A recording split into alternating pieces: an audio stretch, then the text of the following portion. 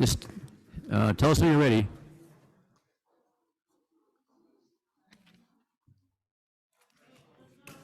Okay.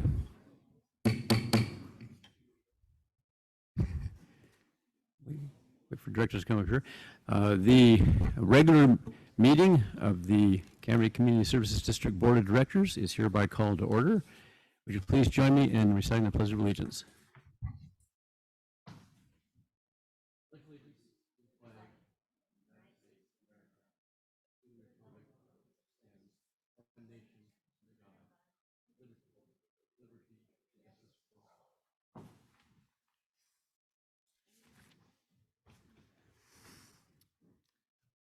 All of our directors are present, so we have a quorum. I have in the space of what's called President's Report, I have an announcement to make about today's meeting and the scheduling of items regarding regular business item 6A, which of course is the, you probably noticed is the pertaining to the school district water, I should say SR4 Santa Rosa Creek well.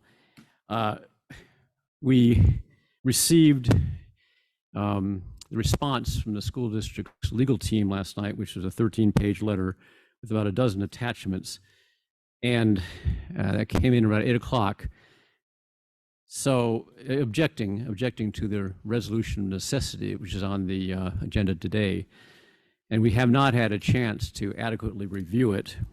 So we've decided we're going to take this item off today's agenda and we're to continue it to a date uncertain, which means there's not a new scheduled hearing date for it.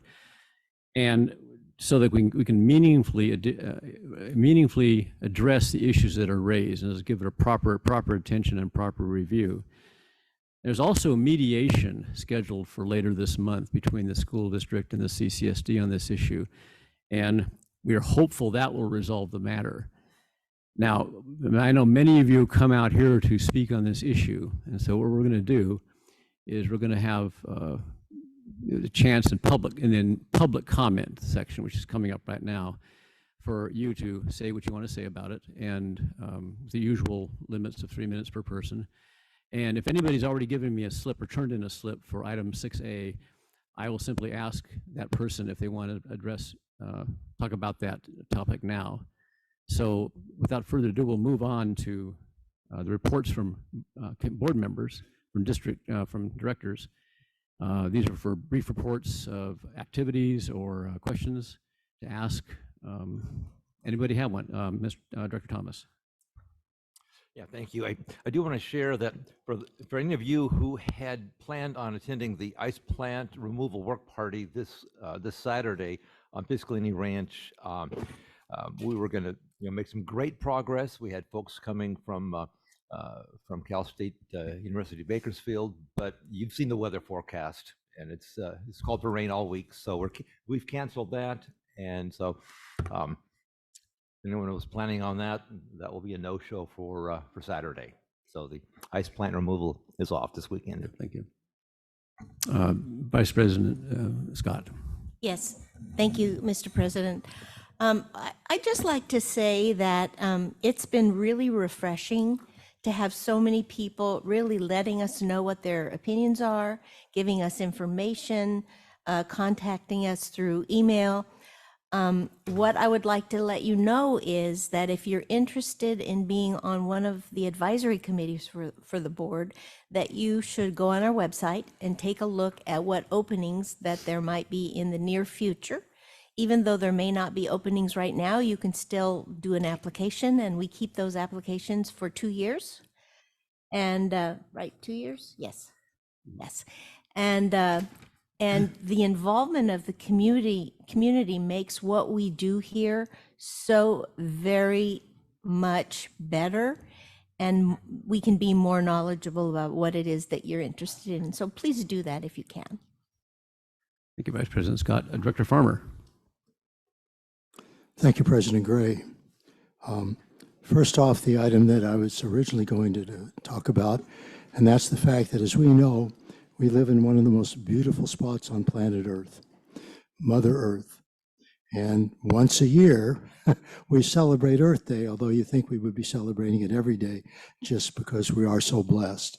So it's a week from this Saturday, and as many of you know, it happens at the Creekside Reserve right there on Center Street. It's always a delightful time. A number of organizations show up. You usually have live music, good food from real nice restaurants in the area. So I would encourage everyone that has the opportunity, and if the day is like this, you should definitely come out. It's a beautiful spot. I'm assuming most of you know where the Creekside Reserve is, right there on Center Street. And it's an opportunity to make new friends and just appreciate the blessings that we have for living here in Cambria and still being on this planet. Thank you, Director I also, Go on. excuse me, I also want to concur with what Vice President Scott said. I want to thank everybody that is here today. Thank everyone that sent us emails with regard to their concerns, with regard to this very important issue, with regard to SR4 well. And I'm just going to speak for myself, but I'm probably speaking for the other members of the board. We are all taking this extremely seriously. And I know I'm not going to say I've lost sleep over it, but I've spent a lot of time thinking about this issue and how for the overall well-being of this community, it gets resolved to everyone's well-being. So that's what I have to say. Thank you. Thank you, Director Farmer. Director Dean, did you have? Okay, Director well, Dean. pretty much has voiced what I was going to say, and I appreciate the fact that so many of you have come here to speak for what you want to see happen with the SR4 well. And I appreciate all of you being here, and I appreciate all of the emails and communications that you have brought forth expressing your opinions. And as President Gray has said, we are hopeful when we move forward to mediation on April 24th, I believe it is, that we could come to a mutual agreeable resolution to this issue. And I don't know if the general manager minds me stealing his thunder about the skate park. Okay, so I watched the Planning Commission hearing this morning, and the skate park passed the Planning Commission 5-0. So it looks like we're moving forward. They agreed to the variances that were requested. So we don't have to continue that sidewalk to nowhere. And we can continue to have a see-through fence so that people can view the skate park through the parking lot. And the discussion went very well, and there was a very impressive video from Skate Cambria with the kids, and very impressive conversations from Miss Amadei, who leads Skate Cambria, and from Dick Clark, who is the head of the Cambria Community Council, and from Jeffrey Smith. So good news for Skate Cambria and for the kids of this community. Thank you. Thank you. Thank you, Director Dean. In my haste, I was basically got past the agenda review without noting that item in 1E. And I think there I covered the major topic about the item 6A. But does anyone else on the board have anything they would like to either delete from the agenda or move other than that? No. Seeing none, I will go on to public comment. This is where if you have already put in a slip to speak on item 6A, which is the item that's being continued.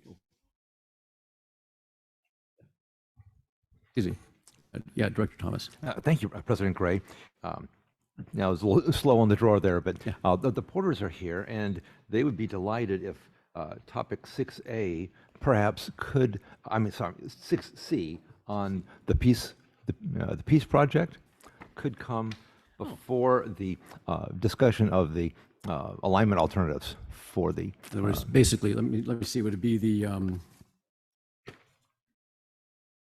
the first item, make 6C the first item on the regular business? Well, that's up to you. My suggestion was at least to put it ahead of 6B. Oh, of course, because. Yeah, exactly, 6A will- 6C is not there. Exactly, thank you. If there's no objection, we'll make that change. In other words, the Peace Corner people, the Rotaries project will be now the first item on regular business, followed by the discussion and consideration of an alignment alternative for the San Simeon water and wastewater pipeline replacement project. Now, without further ado, I'm going to move to public comment. Again, this is for comment on items that are not on the agenda. And in this case, it also includes the item that has been continued, been pulled from the agenda, item 6A. And so if you want to comment on either item 6A or something else that is not on the agenda, this is your opportunity. You have 3 minutes, up to 3 minutes to speak. I will also have Ms. Dodson read the written comments that have been submitted, but I will do the comments from the people in the hall first. I'm going to read slips. First of all, people submitted comments or the request to comment on 6A and see if they want to still comment in person. Lance Nielsen, please come forward.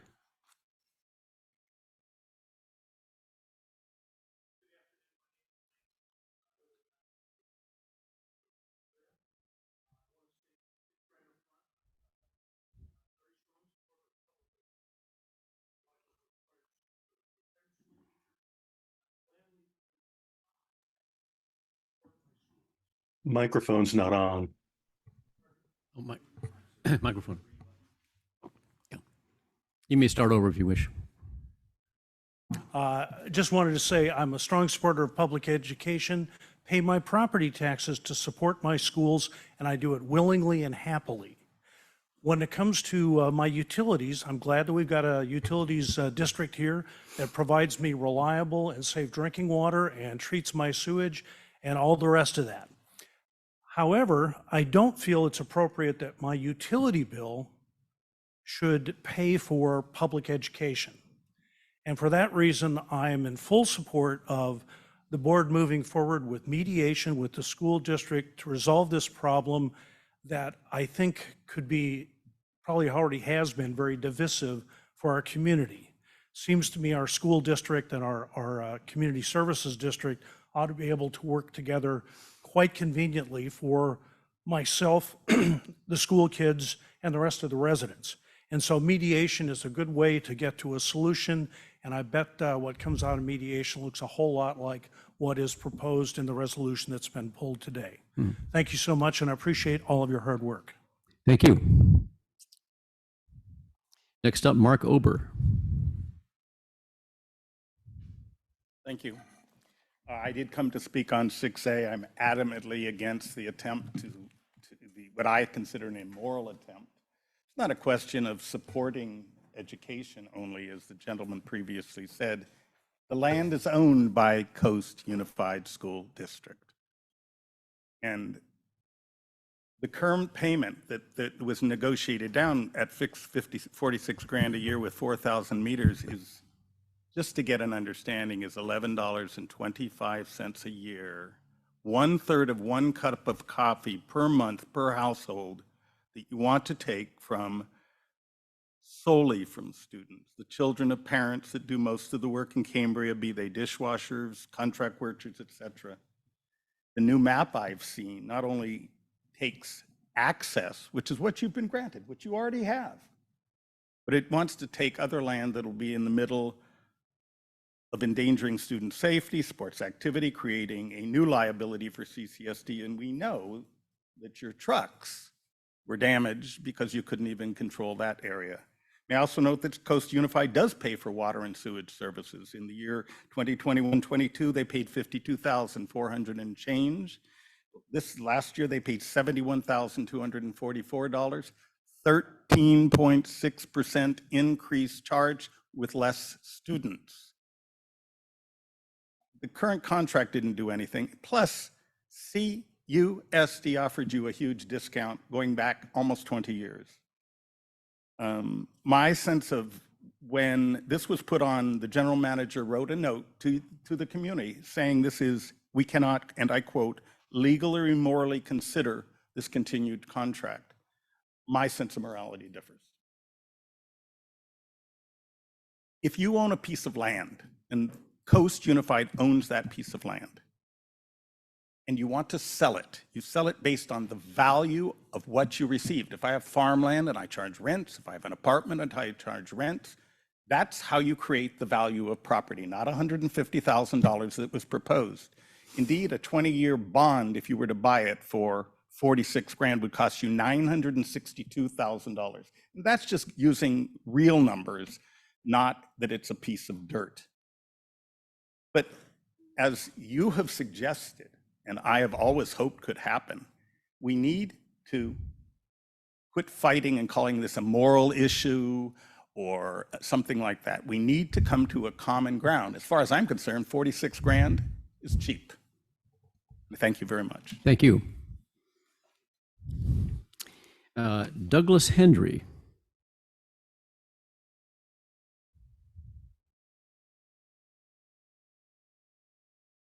Good afternoon. I'm Doug Good afternoon. Hendry. I live in Cayucas, but I own a lot on Linden Court, in the south end of town. I have a grandfathered water meter, and I pay money to CSD every 2 months, my property taxes. And unfortunately, I cannot go in a direction I'd like to go with that lot. And I'm just encouraging the board to take a position and encourage the Coastal Commission to allow those few of us that do have water meters to be able to do something with that property. And I get the whole long-term water issue that we face, but there's very few of us that have these meters, and we'd like to be able to do something with them. So that's, hope you take that into consideration, and thank you for your time. Thank you. Sandro Paolini.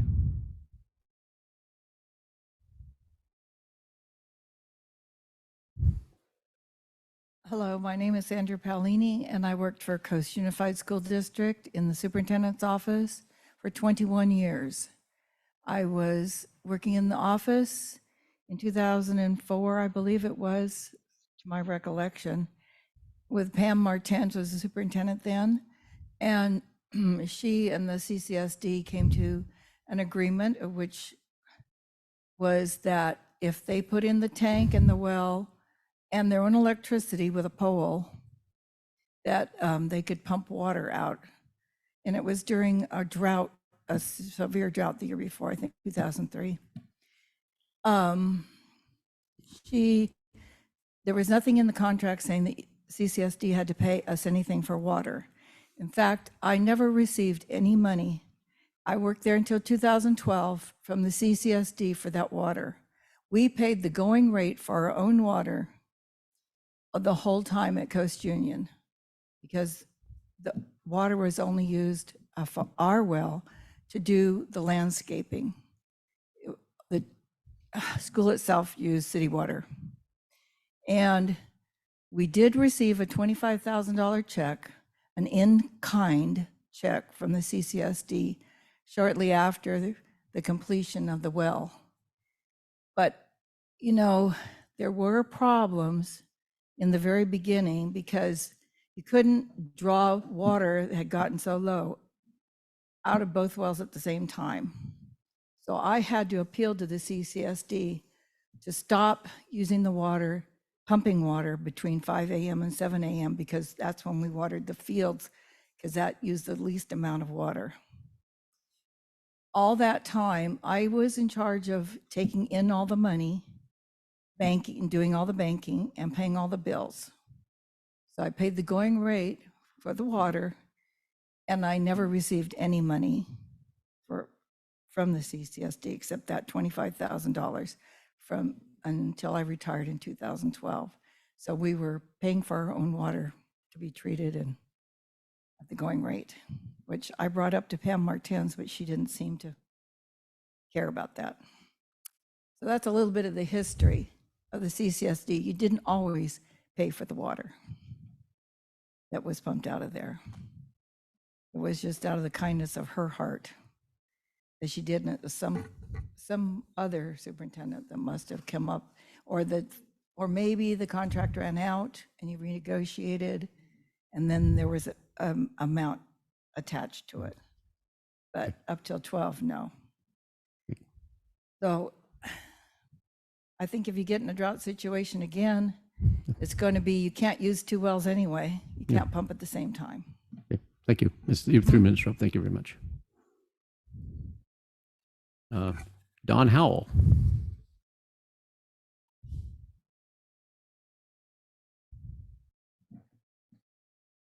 Don Howell, Cambria. Just a few comments on this.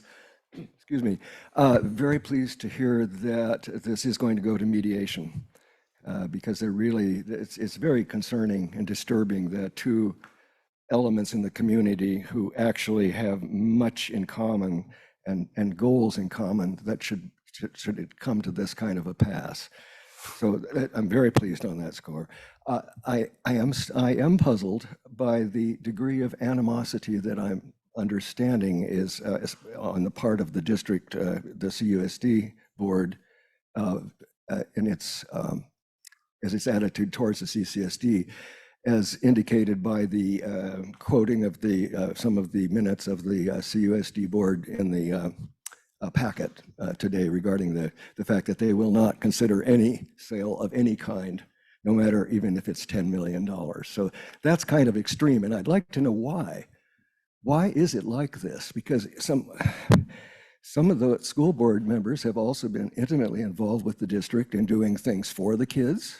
I call your attention to the skate park, which sits on CCSD property and for which there is no charge. The case where the CCSD has supported the development of the skate park using expertise of our own staff. And so it would be a mistake to say that this board is hostile to the youth of this community, because that is simply not true. But it doesn't resolve this issue. And I would like to hear, perhaps this is an opportunity as we go forward, to perhaps hear more from the CUSD board as to why they are so angry. I will say that Mr. Shalhoub's letter, which is in the packet, does detail a couple of things where it appears that the board, once upon a time, may have reneged on certain aspects of the agreement. And if that's true, perhaps this is an opportunity for this board to make that right and to correct those things if that's the case. But I would like to hear, and I would encourage this board to encourage people to come forward and say why they're so angry. It just doesn't make sense to me. I will also make one more comment. This morning, I kind of cruised through the CUSD budget as much as I could understand of it. It's even harder to understand than the CCSD board budget. But one thing I did appears to me is that the amount of money that we're talking about in terms of the annual fee that is being negotiated is a very, very small portion of the CUSD's budget. They have a $16 million revenue, and we're talking about $45,000 maybe or less. And I did not see any indication in, as I say, I don't understand it, but I'll leave it at that. I see no indication that there is a deficit. Thank you, Mr. Howell. Thank you. Tina Dickinson.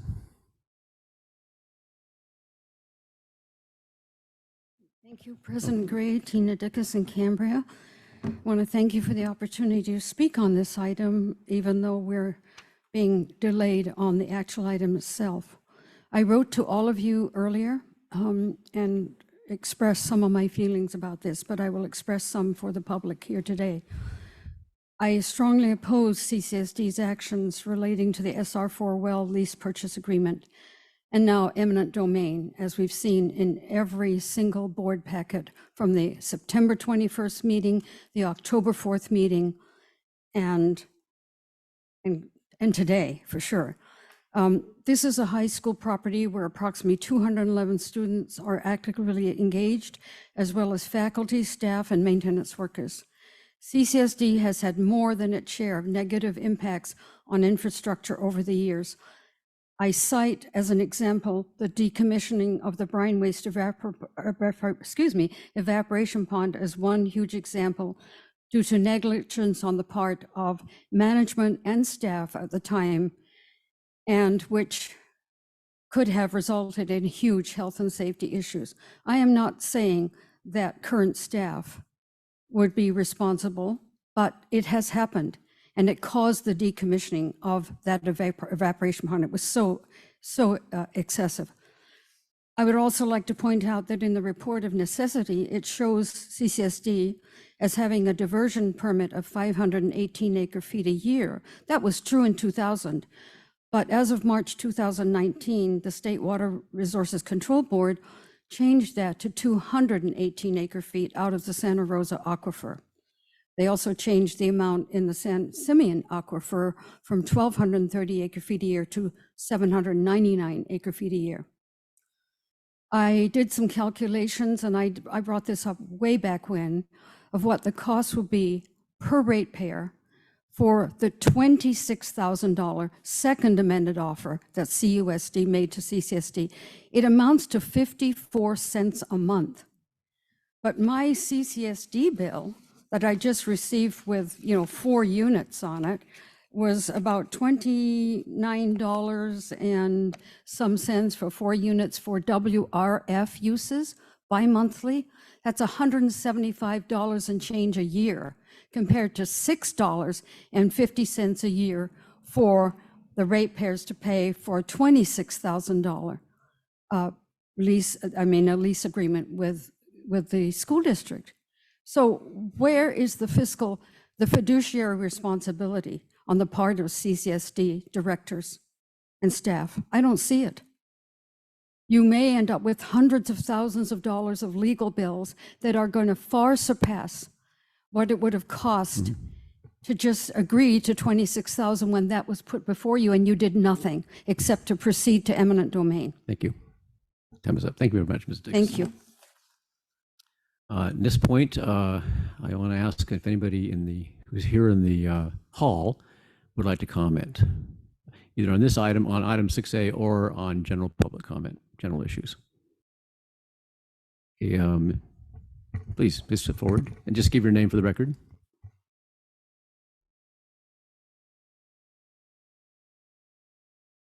Good afternoon. My name is Leslie Taylor Snow. My family has been in this area since the late 1800s. And just a little history about that property that you're trying to get from the school district. I believe, if I'm not incorrect, the school with eminent domain came and took some of our property. I'm guessing that that's part of what they took a long time ago, probably in the 50s. And I just think you need to be a little bit more fiscally responsible, like some of these folks have been talking about earlier. So that's all I have to say about it. But, I think what really bothered me is I didn't find out about this until last night. And I know a lot of the other farmers and ranchers, they didn't find out about it till last night. And I do question the fact when you have a meeting like this, why don't you have a sign that says water board meeting today or something out front? I know we no longer have the Cambrians, so we don't necessarily know what's going on in Cambria like we used to, but I would suggest that you might do that for your future meetings. Thank you. Okay, thank you.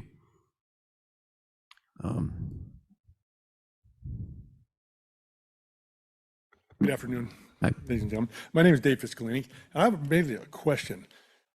I know that you have to have a resolute necessity to take this property. My question is, do you think you have that? Continue. Yeah, we can't get into Q&As with speakers, but go ahead. Okay, I think that that's very important because I do not believe, I know what a resolute necessity is. I've dealt with that in the past. They're trying to take land from me. Caltrans did. They didn't have a resolute. And I won. I believe very strongly with what you're doing. You do not have a resolute necessity. You have other ways to get water. You have your wells down here that you're not using because they got flooded. You could raise the pipe, and you're already using that water. You don't have to. My belief is that you have to own that land to raise the water. And I wonder if there's an agenda beyond on that. Thank you. Thank you. Anyone else in the hall? Okay, I'll turn this over to Ms. Dodson to tell us who might want to talk via Zoom. Yes, Benjamin Markham, followed by Laura and Crosby Swartz. Okay, Mr. Markham? Yes, hello, can you hear me? Yes, can. Yeah, good afternoon. So my name is Benjamin Markham. I'm an attorney at Brownstein Hyatt Farber Schreck. I'm appearing today on behalf of our firm's client, Coast Unified School District. So as you know, my office submitted a letter to this board last night, which I've been told has been put in the record, and I'm glad to hear that this board has made the decision to carefully consider the arguments in that letter and to defer consideration of the resolution of necessity to a later date. I just want to point out, I think that there are solutions here. The proposed resolution of necessity states that without condemnation, Coast Unified has made clear to CCSD that it will lose the ability to use the well facility as a critical piece of its finite water supply. Well, first of all, Coast Unified doesn't believe that the resolution of necessity demonstrates that the SR4 well is critical when CCSD has 2 other downstream Santa Rosa Creek wells. However, even if it was critical, Coast Unified remains willing to negotiate a solution. And in our letter, we've outlined several different alternative solutions that might mitigate this concern. And we just direct this board's attention to the arguments in the letter. And finally, CCSD's argument that it cannot continue to pay for a lease agreement because it has already paid Coast Unified many times what the subject property is worth, fundamentally mischaracterizes the parties' historical relationship. Coast Unified stepped up and came to the aid of CCSD in 2000 when the MTBE contamination event required CCSD to find an alternative point of diversion. The parties freely entered into the agreements in 2000 and again in 2012, and those agreements provided mutual benefits for both the parties. For more than 20 years, CCSD has enjoyed the benefit of accessing and using the SR4 well on Coast Unified's property. In exchange, Coast Unified has received reasonable and negotiated annual payments and protections of its own priority water rights through well non-interference provisions, which were critical to the 2000 and the 2012 agreements. Condemnation will turn this relationship on its head, with CCSD becoming the owner of the riparian frontage on Coast property. And Coast is granted then a limited easement to use its own irrigation well without the contractual protections to access its own water right. Does the public benefit and necessity require this? We'd say no, especially not when Coast Unified has offered several less impactful solutions and remains willing to negotiate. So once again, I want to reiterate that I'm happy to hear this board has made the decision to carefully consider our arguments, and I want to thank you for your time. Thank you. Thank you very much. Ms. Dodson? Lauren Crosby Swartz, followed by Kylie Moore. Good afternoon, President Gray. This is Crosby Swartz. I just have a comment for you to keep in mind as you consider this matter going forward. Basically, the choice of leasing or purchasing this property. The fiscal impact between the 2 choices is not as great as you might think. For example, let's just use rough numbers for talking points. If the purchase price is $200,000 and the legal costs of exercising eminent domain is $200,000, that means you're right at the beginning of it, you're forking out $400,000, taken possibly from your investment account, earning 5% per year. So in other words, it's going to cost you in lost revenue $20,000 a year to purchase it, as opposed to $26,000 per year to lease it.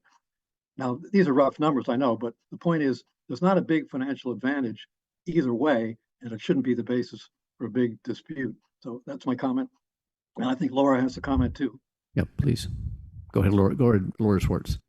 Yeah, just real quickly. I mean, it was 4 or 5 months ago, I brought up the idea of having both of our entities use our money as ratepayers and taxpayers to fight each other. And the only people that are winning are the attorneys.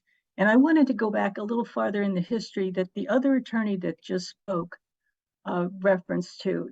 We've been here for 16 years, but 25 years or so ago was when the wells were contaminated. And I believe CCSD was awarded $10 million that they kind of blew through because 10 years ago they were almost bankrupt. But the school district, somehow they negotiated to lease it to them. So they were, it seems like they were friendly. So if we do this to them with this eminent domain, who else is ever going to step up to help the district? I mean, you're making some real questionable decisions, but hopefully the mediation will help. And, peace would be nice. Thank you. Thank you. Ms. Dodson?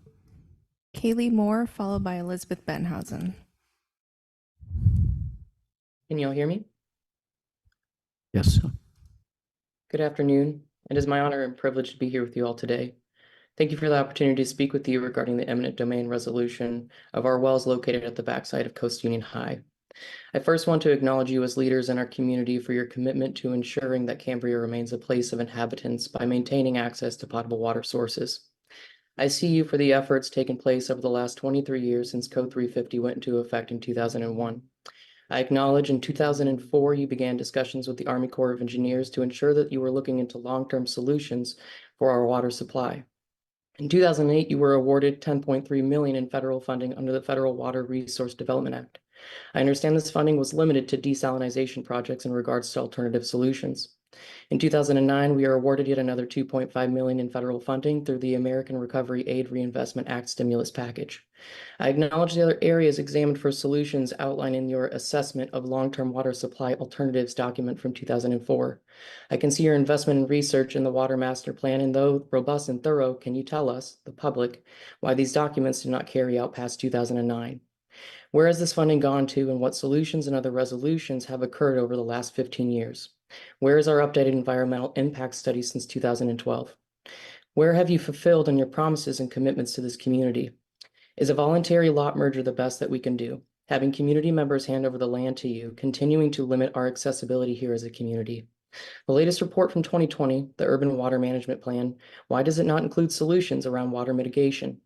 Though the details of this report and the work necessary to make it possible do not go unnoticed, neither does the lack of commitment, transparency, and follow-through and ongoing progress towards alternative solutions.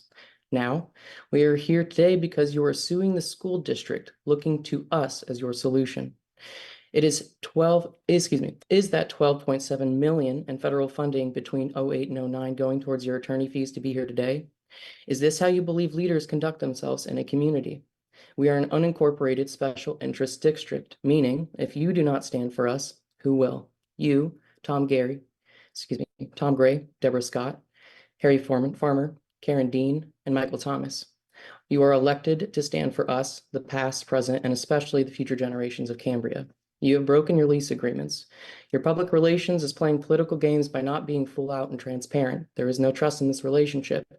I lived and worked in our nation's capital for 5 years working in the clean energy economy, and your actions are no more removed from the pulse than those on Capitol Hill. We need renegotiation. We need actions oriented towards alternative solutions. There are conscious, resilient stewards of the land here in this community willing to put their money on the line to preserve the quality of life that we all cherish here in Cambria. We do not need the federal government to give us permission to act. We need public discussion, and until today, this has all been in closed comment. I challenge you to take a look at who you are and what you believe as a leader, and if your actions collectively represent that vision. I urge you to refuse this adoption, to do what is right and uphold your end of the lease agreement. How you choose to move forward today will define who you are as leaders in this community. What will your legacy be? Thank you. Thank you. Thank you very much. Next up. Elizabeth Bettenhausen. Thank you very much, Mr. President. I have 2 questions. Since this is being postponed and we don't know to when, may I assume that the public will be given notice that it can speak at whatever meeting that is and when? And second, will the public be allowed to speak at the mediation session, which might well come before whenever this other session comes up? I think it's crucial that people understand that they have a right to speak about this under the agenda item and not under general public comment. I thank you very much.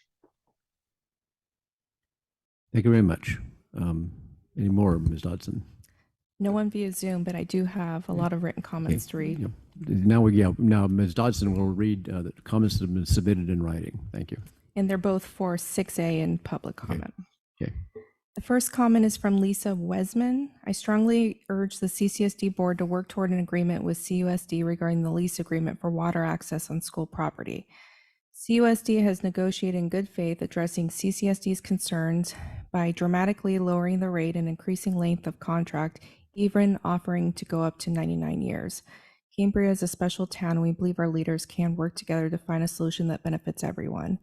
Many parents are unable to attend today's meeting due to a conflicting school activity, but we are engaged and concerned about this issue on behalf of our children and our schools. We urge CCSD to do the right thing and avoid engaging in costly and unnecessary litigation that will only hurt Cambrians. Sincerely, Lisa Wesman. The next public comment is from Donald Archer for general public comment.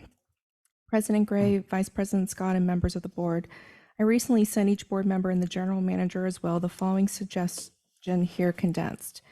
It would be extremely helpful to have a clear, concise, easy to comprehend district report on the progress or lack thereof of the district's major projects with just the salient points, dates, and deadlines bulleted for clarity and emphasis. This could be included as a one-page insert in the CCSD bi-monthly billing statement mailed to ratepayers.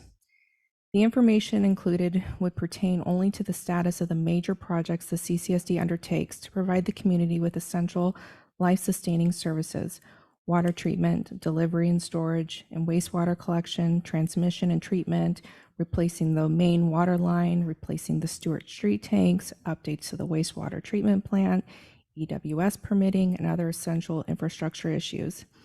Ideally, the main message and points should be made to be digested at a glance. Some directors regarded my request as redundant with information already available from the district and commented that it would be wasteful of paper and staff time. I respectfully disagree. When I converse about CCSD issues with my neighbors, I am dismayed by the general public's lack of knowledge of the CCSD and its projects. That's why I made this suggestion. It's not easy to navigate and find this information readily, if at all, on the CCSD website, and it is not presented concisely. I believe such information should be quick and easy to access. The reason I have suggested a paper insert in the billing is that while everyone in the community may not have access to the internet, to email, nor to the general manager's letter, every CCSD customer receives a bi-monthly statement. And unlike these other communication conduits, it can't be as easily overlooked or as difficult to find. With something as important as creating a well-informed and engaged public, I don't think including a one-page insert is a waste of resources or a waste of staff time, but I'm open to any workable and efficient alternatives if they make this information easily available and easy to digest. Finally, I believe these suggestions are important enough to be included and considered for the future board agenda. Thank you, Donald Archer. Donald Archer's second comment is for 6A. Okay. President Gray, Vice President Scott, and members of the board. I do not find the dispute between the CCSD and CUSD coherent. What started as perhaps a win-win for both districts has turned into what may be a lose-lose for the community at large, with attorneys, consultants, and miscellaneous costs on both sides taking the spoils. Who understands that it's the community at large that is paying the costs that both sides are incurring in this dispute? It's a double whammy and a lose-lose for all of us. Correct me if I'm wrong, but I believe that the CCSD originally requested of the CUSD was eventually, after some volleying back and forth, not only met by the CUSD, but sweetened in the CCSD's favor. However, by then, the CCSD has become determined to own the land, not lease it. And that has opened this can of worms. Who advised this change of policy strategy and why? As far as the community at large is concerned, this conflict is not over any agency against another. It's more like one's liver badly infecting one's kidney. It's created two adversaries rather than two partners, and resolving what is, in fact, a family dispute. And in the end, who truly wins? We, the public, deserve answers to these questions. Thank you, Donald Archer. The next written comment is from Jim Townsend. President Gray and members of the board, I am writing to support CCSD's efforts to secure permanent land tenure for the SR4 well site and its associated facilities. The board has a responsibility to maintain unfettered access to its critical infrastructure, and it appears that today's action, the passing of a resolution of need and necessity, is required to meet that responsibility. It is, of course, unfortunate that the school district has refused to negotiate permanent access rights for CCSD, preferring to continue to extract annual payments and threatening to deny CCSD access to the SR4 well site. It is also clear that the school district's notion of a fair annual compensation for use of the site is essentially as much as we can get. The school district's original ask for a lease renewal was for $80,000 per year, later reduced to $26,000 per year with CPI increases. I am unaware of any appraisal or market data that would support either of those numbers. CCSD cannot remain in a situation where access to its critical infrastructure depends on the whims of the school district. The eminent domain process is used every day by public agencies to acquire property for roads, bridges, and other public infrastructure. It requires the payment of just compensation or fair market value for any property acquired. The previous CCSD boards who negotiated the original agreements with the school district bungled the job, as the ratepayers of CCSD appear to have paid the fair market value for the well site many times over.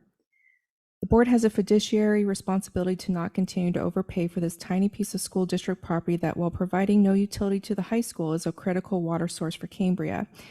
We can all agree that it's unfortunate that it has become necessary to take this step to protect Cambria's water supply. Hopefully, this resolution of need and necessity will encourage the school board to take action to resolve the matter without expensive litigation.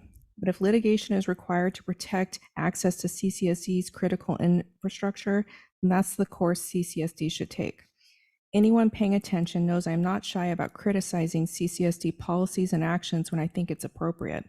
But the staff and council got this one right. The board should move forward promptly to acquire the well site for its full fair market value and not to kick this particular can any further down the road. Thank you for your service, Jim Townsend. The next written comment is from Lauren Younger. Just think for a minute. If the CCSD did not have the ability to threaten use an eminent domain, how would you proceed in this dispute? Do that. Don't let it escalate to legal action. The next written comment is from Michelle Novea. To Board of Directors, I strongly urge you to continue to have those wells serve the needs of the high school. Sports and subsequently athletic fields are important to the well-rounded education being offered at this facility. The benefits of participating in sports for children is far more important than the use that the CCSD has planned for this amount of water. Michelle The next written comment is from Melissa Avina. Hello, my name is Melissa. I am a parent with children attending Coast Unified School District. My son, who is a sophomore, attends Coast Union High School. I am writing to you today because of the information I have read about the CCSD taking 2 water wells, one of which is the sole water source for the grass fields surrounding the high school. This water supply is used for its fields. These fields are used daily by students. One of them is my son. I ask that you reconsider your decision and look for other areas in Cambria. I have 2 other children attending Coast Union High School in the future, and I hope they will still be able to enjoy the Coast Union High School as it is. Thank you, Melissa Avina. The next written comment is from Eugene Blanc. I was a CCSD board member in 1996 when pollution from the Chevron station temporarily closed Santa Rosa Creek Well 1 and 3, and we asked the high school to install a temporary emergency well there, SR4, to get us through a seasonal crisis. The CCSD board at that time did not want to threaten Santa Rosa Creek rancher farmer water rights and only asked for a part-time temporary emergency well. Several years ago, the California Central Coast Regional Water Quality Control Board closed the Chevron leak after remedial action, making SR1 and 3 available to use to pump Cambria's water supply again. The CCSD should rework those wells after last year's floods and raise the wellheads on them and use them. This is a better situation than having the CCSD staff lingering on high school grounds. The CCSD board is off target of the spirit of helping neighboring cooperation that allowed SR4 to be installed on a temporary emergency basis. Sincerely, Lou Blanc. And the last comment is from Fanny Arenas. This is just for general public comment. Dear esteemed board members, I'm writing to you on behalf of Meals That Connect, an organization dedicated to providing essential nutrition and fostering community among seniors in San Luis Obispo County. It is with a heavy heart that I bring to your attention that precarious situation facing our Cambria program. Our meals do so much more than merely nourish. They serve as a lifeline for many seniors, offering not only sustenance, but also vital connections and companionship. However, the Viability of our Cambria program is currently under the threat due to low attendance in our dining area. The primary challenge we face in Cambria is our geographical location, which poses significant barriers for seniors to access our services. Many of our elderly residents are unable to travel the distance to our dining rooms, leaving them isolated and without the critical support we provide. We are currently sharing a very small space with Cambria Community Presbyterian on Yorkshire Drive. We believe that every senior in our community deserves access to nutritious meals and the opportunity to engage in social interactions that can combat loneliness and improve their overall well-being. That is why we are appealing to you today for assistance in preserving our Cambria program. We humbly request your consideration in allowing us to utilize the Veterans Hall as a venue for our meals in Cambria. This centrally located facility would vastly improve accessibility for seniors in the area, ensuring they can benefit from our services without the hindrance of distance. Furthermore, by relocating to the Veterans Hall, we would have the opportunity to reach out to more seniors who are currently underserved due to transportation limitations. This move aligns with our mission to serve the entire community inclusively and compassionately. Sorry, this is just long. We are eager to discuss this matter further with you and explore how we can work together to find a sustainable solution that endures the continuation of Meals That Connect in Cambria. The well-being of our senior population is at stake, and we cannot afford to let them down. Thank you for your attention to this matter. We remain hopeful that with your support, we can overcome the challenges facing our Cambria program and continue to make a positive impact on the lives of our beloved seniors. Sincerely, Fanny Arenas, Program Manager, Meals That Connect. Thank you very much. And that's the end of the list of written comments. That's all I have. Thank you. I was, just to close things off, there was a question that came up that I thought either Mr. Carmero or Mr. McElhenney could address about the nature of the mediation meeting. That I understand is not a public meeting, but whatever comes out of mediation in the way of an agreement, I assume would be obviously put before the public on the agenda here. So there'll be ample chance to comment on this issue. It will, in other words, what I'm saying is basically there will be a chance to comment on this issue at some point because something will come to the board in the way of an agreement to settle this matter at some point. So, Mr. McElhenney, did you have anything else that you saw that needed? Thank you, President Gray. I just thought that clarify a few things. You know, our ultimate goal has always been to go to mediation to settle this outside of the aspect of condemnation. This is just a part of the process as a last resort and have it ready. Obviously, this is being continued because we have to look at the school district's counterproposal. There was a social media post with Trustee Shalhoub on behalf of Superintendent Scott Smith. I just want to make the public aware that the irrigation wells have always been in the agreement that the school district would have unfettered access. No way in any shape or form would they lose access to those irrigation wells. So there's just a bit of misinformation that's gone out there. So that is not only in previous lease agreements, it's in the resolution of necessity, it's in the staff report, and I actually have an email that I sent to Superintendent Smith in November of 2023 outlining specifically that they have unfettered access to their irrigation wells. So just some clarification there. Thank you. So without, if there's no more comment on items not on the agenda, we'll move on to the, well, Ms. Dickinson, right? Didn't you did comment on 6A? No.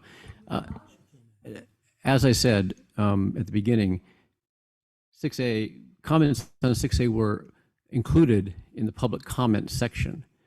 And so, you know, we had most of the comments were on 6A, in fact, but what I said at the beginning was because we're not actually considering this item, but because I know a lot of people obviously came here to speak on it, the decision is made to allow them to speak on 6A as an item not on the agenda, i.e. in public comment. So that has been taken care of. Thank you. I'm sorry, can't. I'll move on to the consent agenda. Move on to the consent agenda.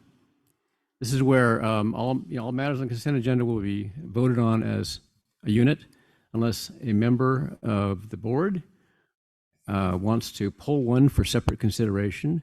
And if any member of the board here has any questions for clarification, brief questions, or minor revisions, minor comments, they can make them now. Thank you. Director Thomas. Yeah, thank you, President Gray. And this is not a suggestion to pull, but merely suggesting for item 4A, the weed abatement, the fire hazard fuel reduction. It would be, the staff report indicates there are 1,901 vacant parcels. In that context, it would probably be simply useful to state the number, how many CCSD owned parcels we have, and how many developed residential partner parcels there are in the community. It's perhaps useful just for context is all. Any other questions? Is there an easy answer to that one? I think there's about 20. There's thousands of parcels, but 4,000 developed parcels, probably, right? Yes, President Gray, we're working on a list. It's comprehensive and it's fluid, because there's a lot of parcels that will be abandoned or turned over to the county, and so we're updating that list. Thank you. Any other comments to either pull or clarify the items on the consent agenda? Seeing none, I'll entertain a motion.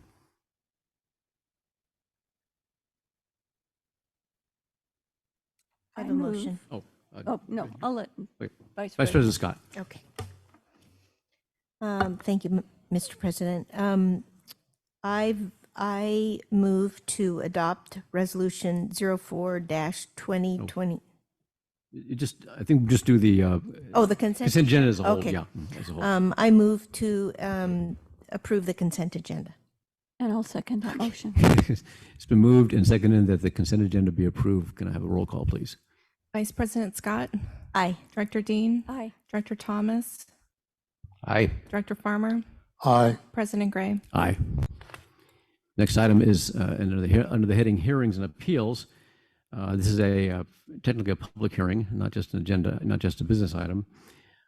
It's discussion and consideration to fix water and wastewater standby or availability charges as provided in Government Code 61124, Section B, and consideration of adoption of Resolution 06-2024, fixing water and wastewater standby or availability charges for fiscal year 2024-2025.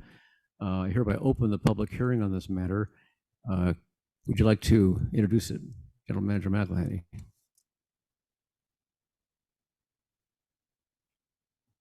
Thank you, President Gray. Sorry, very large agenda here, so let me get to that portion.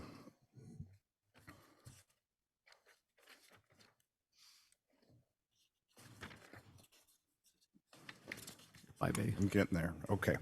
Thank you, President Gray. Agenda item 5A, discussion and consideration of fixed water and wastewater standby or availability charges as provided in Government Code 61124B, and consideration of adoption of a resolution 06-2024, fixing water and wastewater standby or availability charges for fiscal year 2024-2025. The fiscal impact, standby availability charge for our fiscal year, water is $178,000 and wastewater is $116,000. And the resolution is attached for your review, and we're open up. Any questions? First of all, any questions from the board? Yeah, Vice President Scott. Yes, thank you, Mr. President. So how will this affect my water bill?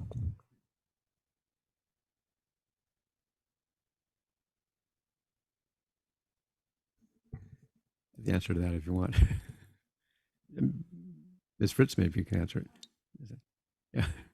She's the money man. She's the money person. Yeah. It does not affect your water bill. It's under property taxes. Correct. Thank you very much. Yeah. I wanted to make sure that got said. Yeah. Good. Director Dean. And this has been the same charges that have been in effect for many years in the past. Yeah. It has not changed. Yeah. It's for instance, it's not adjusted by CPI. It's the same. It's been around since the 90s, I think. Since the 90s, yes. Yeah. Good. Any public comment on this matter? Anyone in the hall? Ms. Dotson, anyone online? No. Any written comment? No. Okay. I hereby declare the hearing closed, and I'd entertain a motion from the board. Dr. Thomas. Thank you, President Gray. I move that the board adopts Resolution 062024, fixing water and wastewater standby or availability charges for fiscal year 2024-2025. I'll second. It's been moved and seconded that this board adopt the wastewater standby or availability charges, and I will give a short form of that, and et cetera, and the remaining language of that item. Can I have a roll call, please? Director Thomas? Aye. Director Dean? Aye. Director Farmer? Aye. Vice President Scott? Aye. President Gray? Aye. Dr. Farmer. Thank you, President Gray. And looking at the folks out there in the audience, and I maybe should have brought this up earlier, but I know we've already made arrangements to move 6C to the first item in regular business. And I noticed that there's a number of folks out in the audience from Friends of the Fiscalini Ranch Preserve. So I'm hoping that maybe we can move 6D and 6E to after 6C, and then we go back and do 6B and 6F, if you don't mind. I can make the adjustment if nobody has any objection. But what the adjustment is basically to put the, this is the 6D, which is the Linking Boardwalk project, right? Have it after the item they're going to do now, which is the 6B, and which would put, I'm sorry, 6C is the item we're having now. So 6D would come after 6C in sequence, and then we would jump to, I guess, 6B. That's okay with everybody. And if I may, we also have public in the audience wanting to participate in 6E. That's what I just said. Oh, I'm sorry. I thought you. I thought you. I just said move 6D and 6E after 6C, and then we go back to 6B. But I didn't hear that from President. Okay, wait, actually, I didn't catch that. Yeah. So what we'll do, just to keep everything, keep everybody, aware of the current state of things, 6C will be first, then D, then E, then B. Okay. Thank you. If that's all right with everybody, we'll do it that way. Thank you. So we'll go now then to 6C, which is discussion and consideration of Cambria Rotary Peace Picket Project proposal at the Cambria Veterans Memorial Hall parking lot. And again, Mr. McElhenney, if you could introduce the item. Thank you, President Gray. So just to confirm, I'm going 6C, 6D, 6E, 6B. Sounds something like that. All right. All right, Yes. agenda item 6C, discussion and consideration of Cambria Rotary Peace Picket Project proposal at the Cambria Veterans Memorial Hall parking lot. There's no fiscal impact associated with this item, and it's recommended that you discuss and consider this proposal, in which we do have folks here. I do believe we have folks here to present. All right. Yes. We'll welcome them up if you don't mind. Yeah. Yeah, welcome up to the presenters. Please come forward and you can describe the project and the proposal. Thank you. Jerry Porter, Rotary Club of Cambria, Peace Builders Committee member. I believe we have some slides. I don't know if they could be presented at this time. I would like to go on record to inform everyone present that there is an existing Rotary Peace Through Service garden that was established January 11th, 2014. There's a plaque on a rock in the Peace Garden that says the Rotary Peace Through Service Garden is a living memorial dedicated January 11th, 2014 by the Rotary Clubs of Cambria to the residents of Cambria and Rotary International's quest for world peace through service to mankind. With grateful appreciation to the Cambria Community Services District and the County of San Luis Obispo for donation of the Peace Garden site.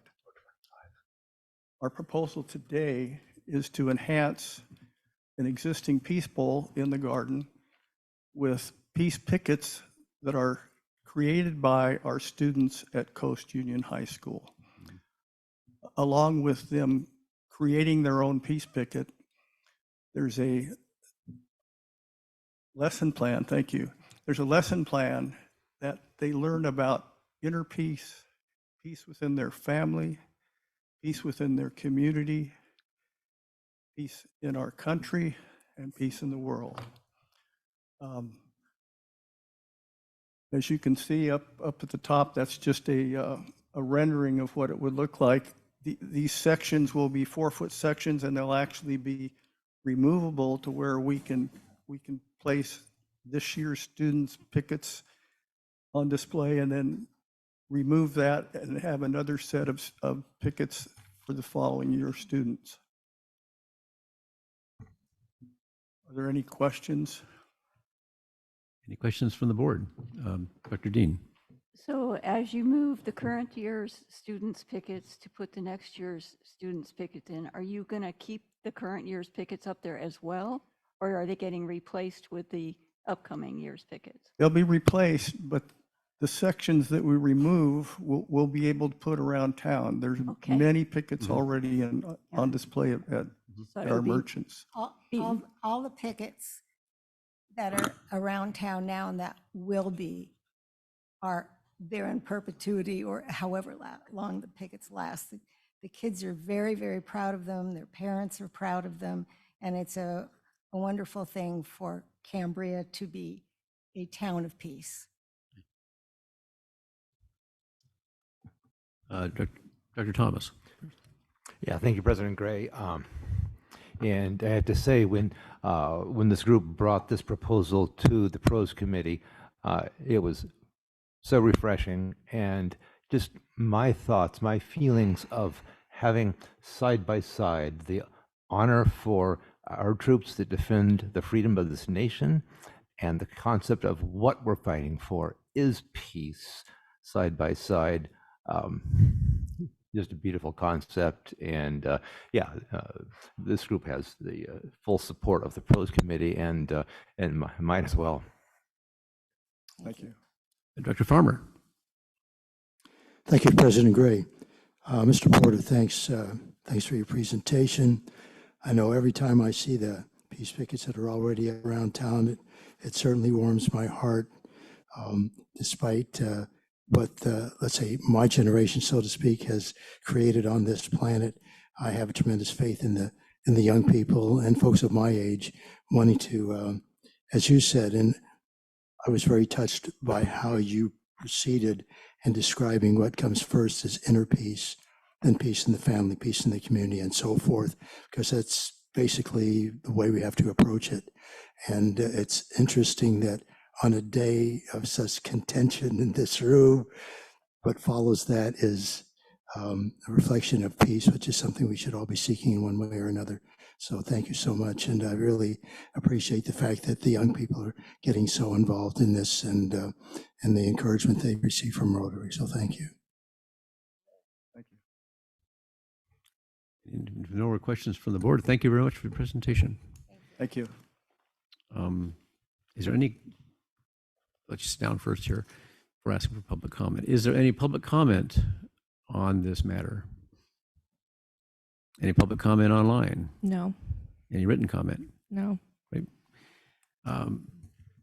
So moving forward, I entertain a motion from the board and any discussion we want to engage in. I'd just like to make a motion. Okay. Dr. Farmer? Yeah, that we approve the Cambria Rotary Peace Picket Project proposal at the Cambria Veterans Memorial Hall parking lot. And I will enthusiastically second his Okay, motion. It's been moved and seconded that we approve. So we get the exact language here this time. The proposal for the Cambria Rotary Peace Garden display at the Cambria Veterans Memorial Hall parking lot. Can I have a roll call, please? Director Farmer? Aye. Director Dean? Aye. Director Thomas? Aye. Vice President Scott? Aye. President Gray? Aye. Thanks. Thank you very much. Thank you very much. So now we're on to 6D. This is a discussion and consideration to approval of an agreement between Cambria Community Services District and the Friends of the Fiscalini Ranch Preserve regarding the Fiscalini Ranch Linking Boardwalk project. So again, Mr. McElhaney, you can introduce the motion. Thank you, President Gray. The item. Yes, absolutely. Agenda item 60, discussion and consideration of approval of an agreement between the Cambria Community Service District and the Friends of the Fiscalini Ranch Preserve regarding the Fiscalini Ranch Linking Boardwalk project. Fiscal impact, there will be some staff time on behalf of the CCSD that will be needed to monitor the project, but there's no other significant fiscal impacts to the CCSD. This is being funded from the FFRP and some other private donors. The district obviously owns the Fiscalini Ranch and has a phenomenal relationship with the FFRP as they manage the easement for the Fiscalini Ranch. The FFRP, has developed a project to establish linking a safe passage between the Bluff Trail and Marine Terrace Trail on the ranch, basically linking the boardwalk. And the goal of linking this boardwalk project is to improve safety and access with a multi-use trail for walkers and people in wheelchairs, strollers, and such. And so we do have the FFRP here to discuss and present. Yeah. And I'll Yeah. turn it over to them. Yes, Ms. Connolly can come up and offer details and answer any questions. Thank you, President Gray. Thank you, General Manager. When I came to FFRP in January of 2020, this project was one of the projects that the board had been talking about for a long time. So I asked them how serious they were about it, and they said it was a high priority. So we've been moving forward, and the reason it's a high priority is because this is a very dangerous trail. People fall on it all the time. They break their ankles on it.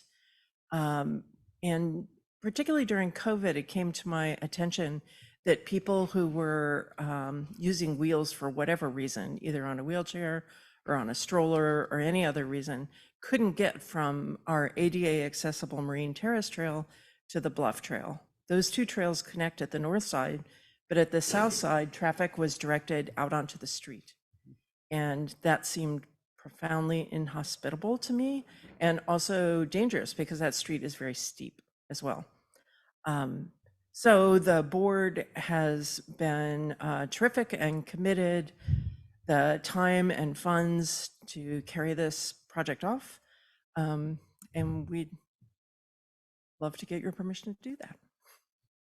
Thank you. First of all, any questions from board members? Vice President Scott. Yes, thank you. Could maybe our general manager explain why it's necessary that FFRP has to come here and ask? We like to make it hard on them. No, it's because it is a CCSD owned property. So, as far as liability goes, indemnification, any project that occurs on CCSD property, we must come to some sort of agreement in place, to protect the district and protect the FFRP folks. So We'd hate to find ourselves out there partway through construction and someone comes out and says, hey, I gave you permission. Yeah. Okay. Dr. Thomas. My light is on from the last vote. Okay, great. Dr. Dean. So this is on the end of the ranch towards Marine Terrace, where that dirt path is so hard to navigate, especially when it's wet. Yes, the one that David Aguirre had to close 2 months ago. Right. Yeah. Because we're having an exceptionally wet winter, and it's still closed. And I think it's a wonderful idea. I recently met somebody who hikes all over Europe across mountaintops, but broke his ankle on that path. Yeah. So I think this is a much needed thing. Mm-hmm. Yeah. I had a question. Yeah, I had a question about the, we mentioned that it does connect the Bluff Trail with the Marine Terrace Trail. Are you going to have signs on both ends, just so people, because I know people have trouble figuring out sometimes what to do to, on that side of the ranch to get from the Marine Terrace Trail to the Bluff Trail, if they don't know about the street, about Wedgwood. Well, they won't have to go on Wedgwood. I mean, they won't have to. I'm saying this will this be a way of, will they have some way of easily knowing they can cut down? The one thing about a boardwalk is people know they're supposed to walk on it. Yeah. So it makes it, that's part of the reason we chip the trails, is to show people where to walk. The boardwalk will make it really clear that this is a loop, and then people will be able to people can do short loops, but now they'll be able to do the longest possible loop. I think that it will be clear to them. We may very well have those trail signs that say Bluff Trail that direction, Maybe, Marine so Terrace Trail that if needed. direction. I can see why you're saying it's pretty easy to see, especially from the upper trail, that this goes down to the Bluff Trail. You can Yeah. see it. The other way, maybe a little less clear. And they're kind of inviting boardwalks, like what's at the end of that? Mhm. And the grant, you have the funding for it. Just I know there's some grant money, but it's mostly, is the grant funded? No, It's there not. is, It's not there is grant. no grant funding. It's all Okay. privately okay. funded. Yeah. It's funded by donors to the Friends of the Fiscalini Range Okay. Preserve. Interesting to know. And you mentioned a program of plaque dedications. Have you gotten, is that already underway and collecting money? Is that what the primary means of raising money for it? That is not to pay for the boardwalk construction. For maintenance? For maintenance. Maintenance, okay. And it's underway, but I haven't ordered any plaques because I don't have permission to build the boardwalk. Okay. Soon you may. If there's no further, first of all, any public comment? And we have a number of FRP board members and people here, so anybody want to make a comment on this item? Oh, excuse me. Oh, yeah, on the map. Is it McDowell? Yeah.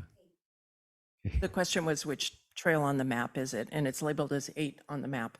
Yeah. Yeah, it's sort of the meandered trail. Yeah, it goes up the hill. Yeah. Anyone else in the hall? Okay, Mr. Dijik.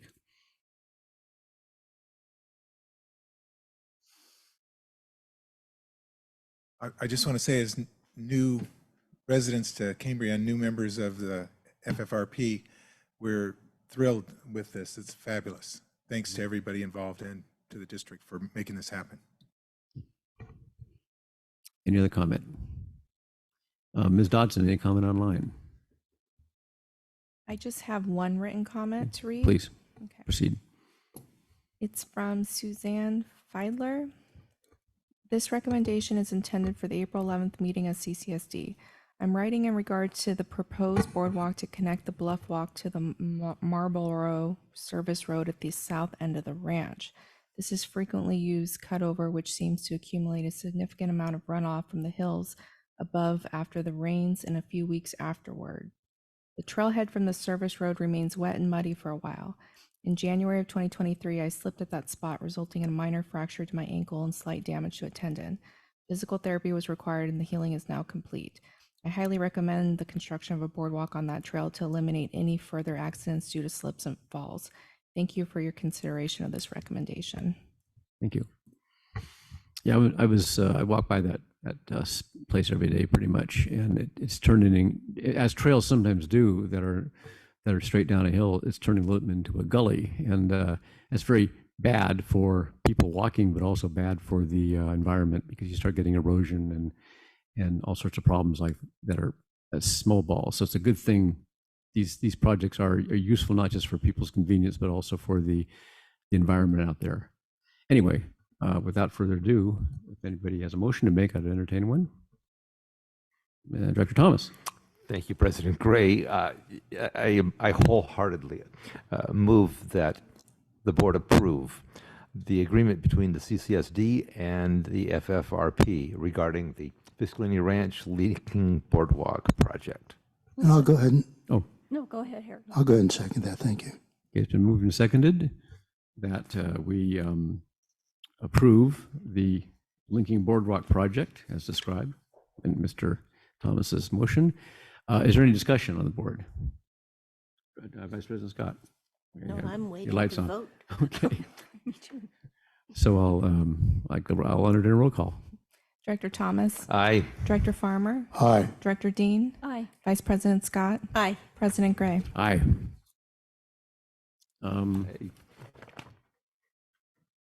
It's being, I guess we got one more item in before our break, because this is another one that I think is, let's see, we're at, well, I think we could take a short break now and come back in 10 minutes. 2:30?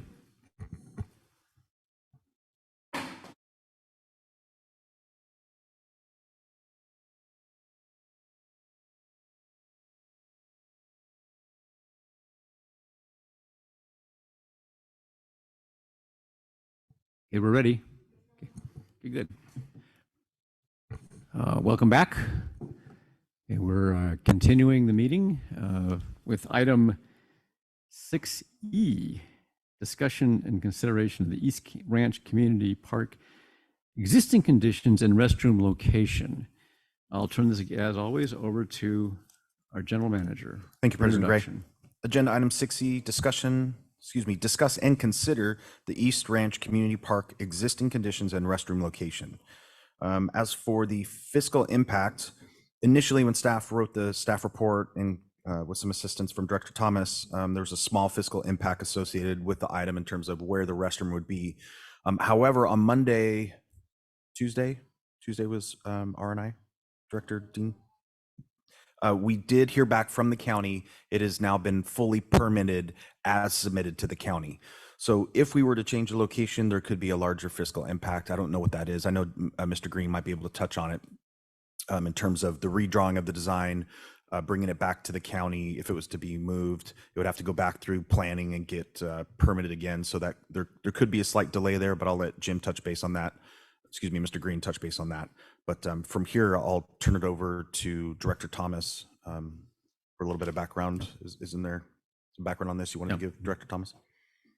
Sure, thank you. And I'll introduce this, and then I'd like to ask, with your permission, President Gray, a member of the PROS committee, Shannon Sutherland, certainly to come to the podium. But just in context, the East Ranch Community Park Planning Ad Hoc Committee was on site on the ranch with East Ranch with our landscape architect, looking at the layout, talking about establishing what we have on the left on the first of these drawings, to establish the existing conditions map, because up to this point we didn't really have an as-built of what was on the ground. Now we do, and the question comes up: so why is it that the restroom is going to be where it's proposed? And we kind of staked out where it was proposed, and I raised the question, well, does this make sense, and is there a better spot? With that, if Ms. Donson, if you could put page 291 on the screen, and then Shannon, if you'd like to explain the rationale. It's 491. Yeah, 491. What did I say? 291. This is the, yeah.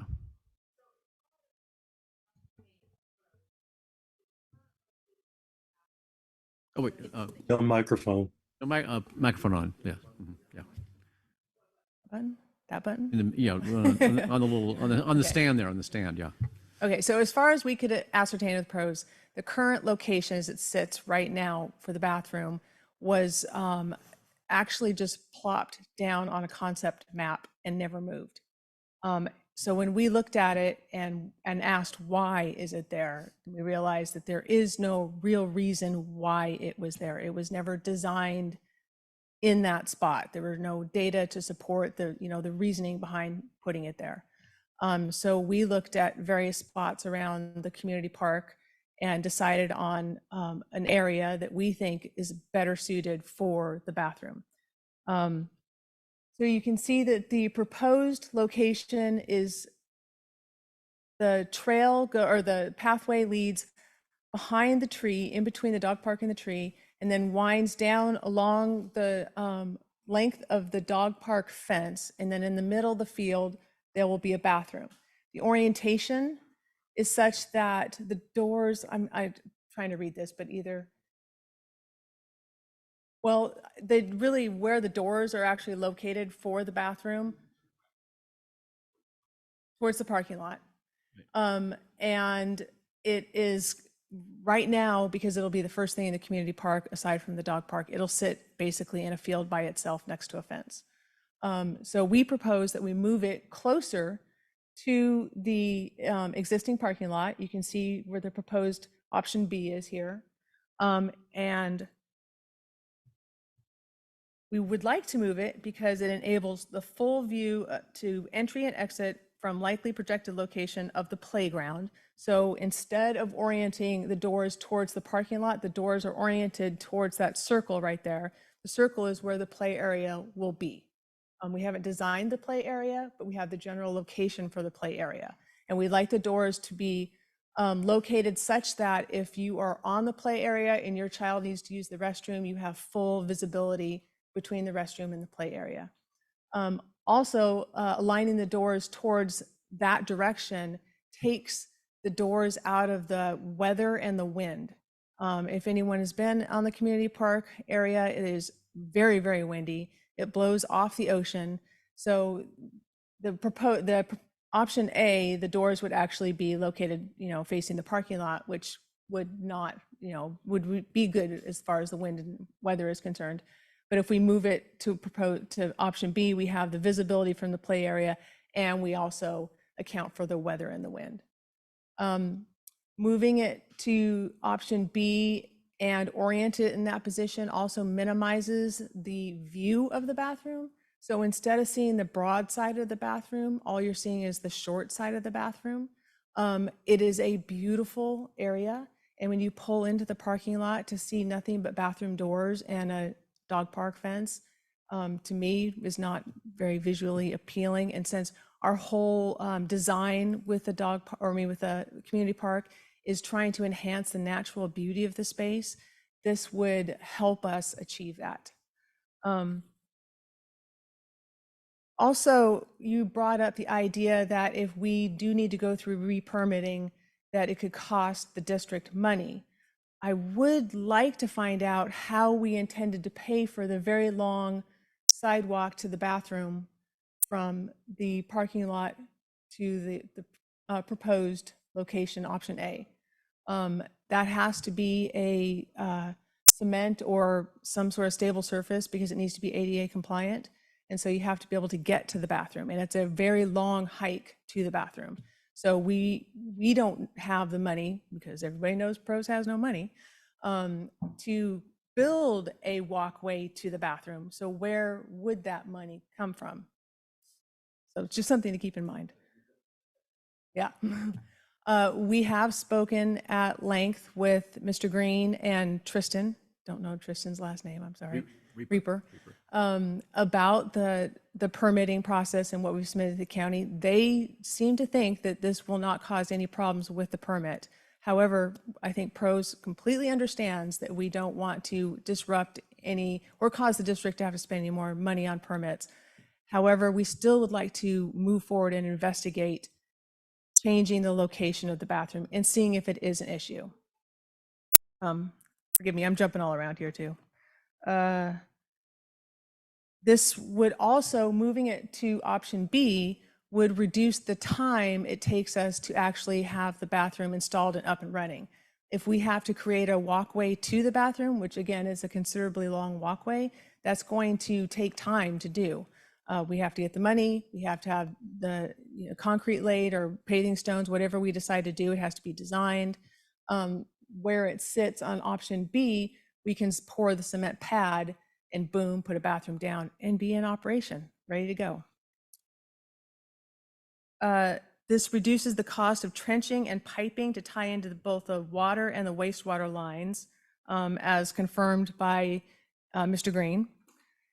It allows easier access for the maintenance and cleaning crews, which again, David, our facilities manager, confirmed that he would rather have it closer to the parking lot for access to the trash cans, to the cleaning crews, and to keep an eye on the bathroom. It's closer for ADA access. It centers the bathroom in the most highly used area of the community park. So if you think about what we're going to have going on in the community park, the huge portion of the park will probably be some sort of playing field. And then the majority of the activity in the park will be around the dog park, the play area. We'll have a picnic area we're thinking will be along the side of the parking lot, at least one of them. And then the start, if we get approved, of disc golf will start from the parking lot. So the bathroom will be more centrally located, the kind of the heaviest usage of the park. And then again, the facilities department would love to have visibility on the bathroom to avoid misuse, vandalism, and so that they're better able to take care of it. So I think that's everything, unless you have questions. Yeah, and also FYI, the question has come up about the rationale in the 2012 and 2014 plans. The landscape architect that was involved in those plans at that time, who we're working with now, is on the Zoom if there's questions that arise that Lindsay Corica can help with. Thank you. Any questions from board members for Ms. Sutherland or for Mr. Thomas? Dr. I Thomas? have quite a bit of comment to make and questions, but I'd like to take public comment first. Okay. Yeah, this is just question time. If there are no further questions, I will take public comment. Anybody in the hall want to comment on this item? Okay. I got a couple of slips here. I had a slip for David Pearson. Is he still here? Oh, here he is. There he is. I saw him now. Yeah, Mr. Pearson, maybe you should come up first because you turn in the first slip, so you get the first call at commenting. Good afternoon, board. I am wondering why we're changing at all, and if we are changing, why we would move it closer to the parking lot. I don't think that's the best idea. I think that allows people to come by and use the bathroom who are not utilizing the park, and that's not what that restroom is for. The restroom is for the people in the park. As I understand it, the original orientation that is currently permitted is facing the playground and allows the people in the playground and in the picnic area to view what's going on in and out of the restrooms. So my thing is leave it where it is. It's a better place. If the sidewalk costs us several $1,000s, let's pay for that. Let's get that done. Let's make it a safe place for the people who are using the park, the people that are picnicking and the people that are using the playground, especially children, who we don't want next to the parking lot at all. If you go to other parks around the San Luis area, there's no bathrooms that are right next to the parking lot, and there's reasons for that. So please, put it back where it was, or if you want to, move it closer to the playground, but not next to the parking lot. Thank you. Thank you, Mr. Pearson. James Berenger.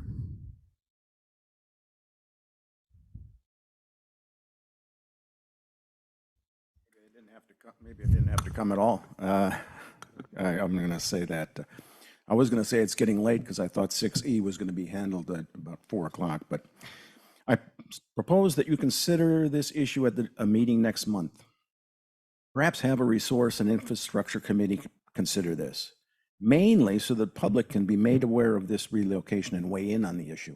Get another opinion from them. Alternative A has been in the plan for a decade.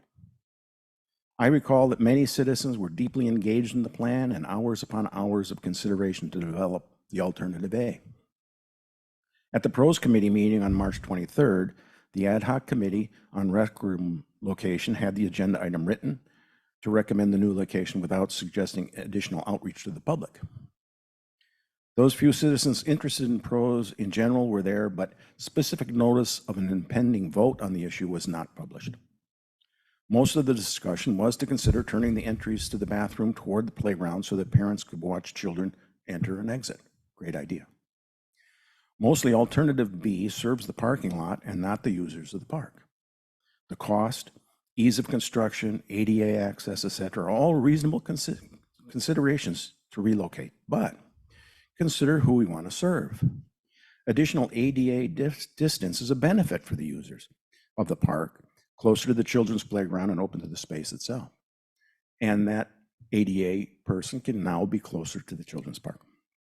Worth the cost for alternative A. Closer to the kids' playground, to sports fields, walkers, joggers, etc. keep alternative A or defer the decision for more outreach. Thank you. Thank you, Mr. Berenger. Don Howell. Oh, thank you.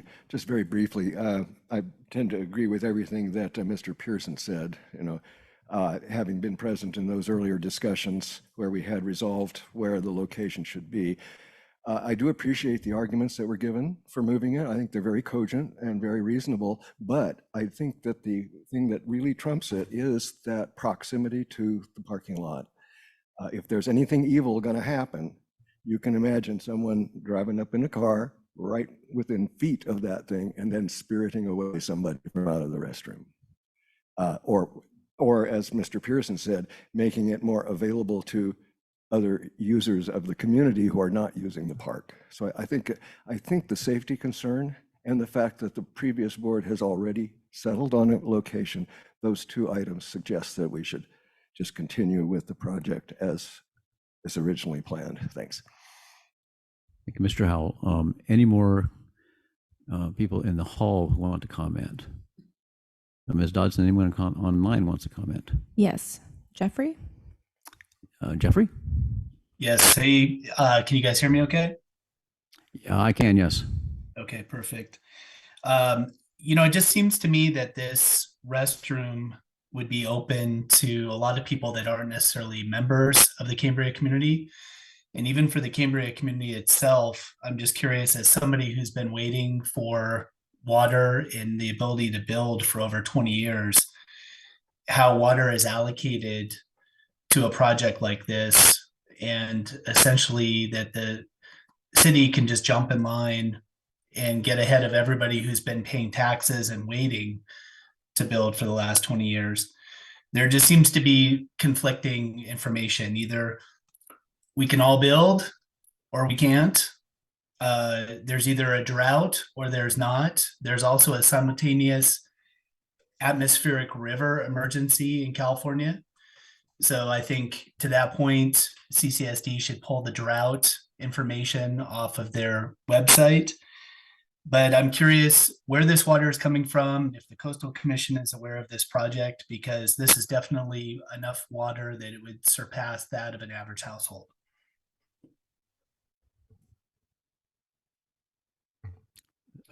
Thank you. Are you finished? Thank you. Okay. Thank you very much. Anybody else online? No. Any other written comment? No.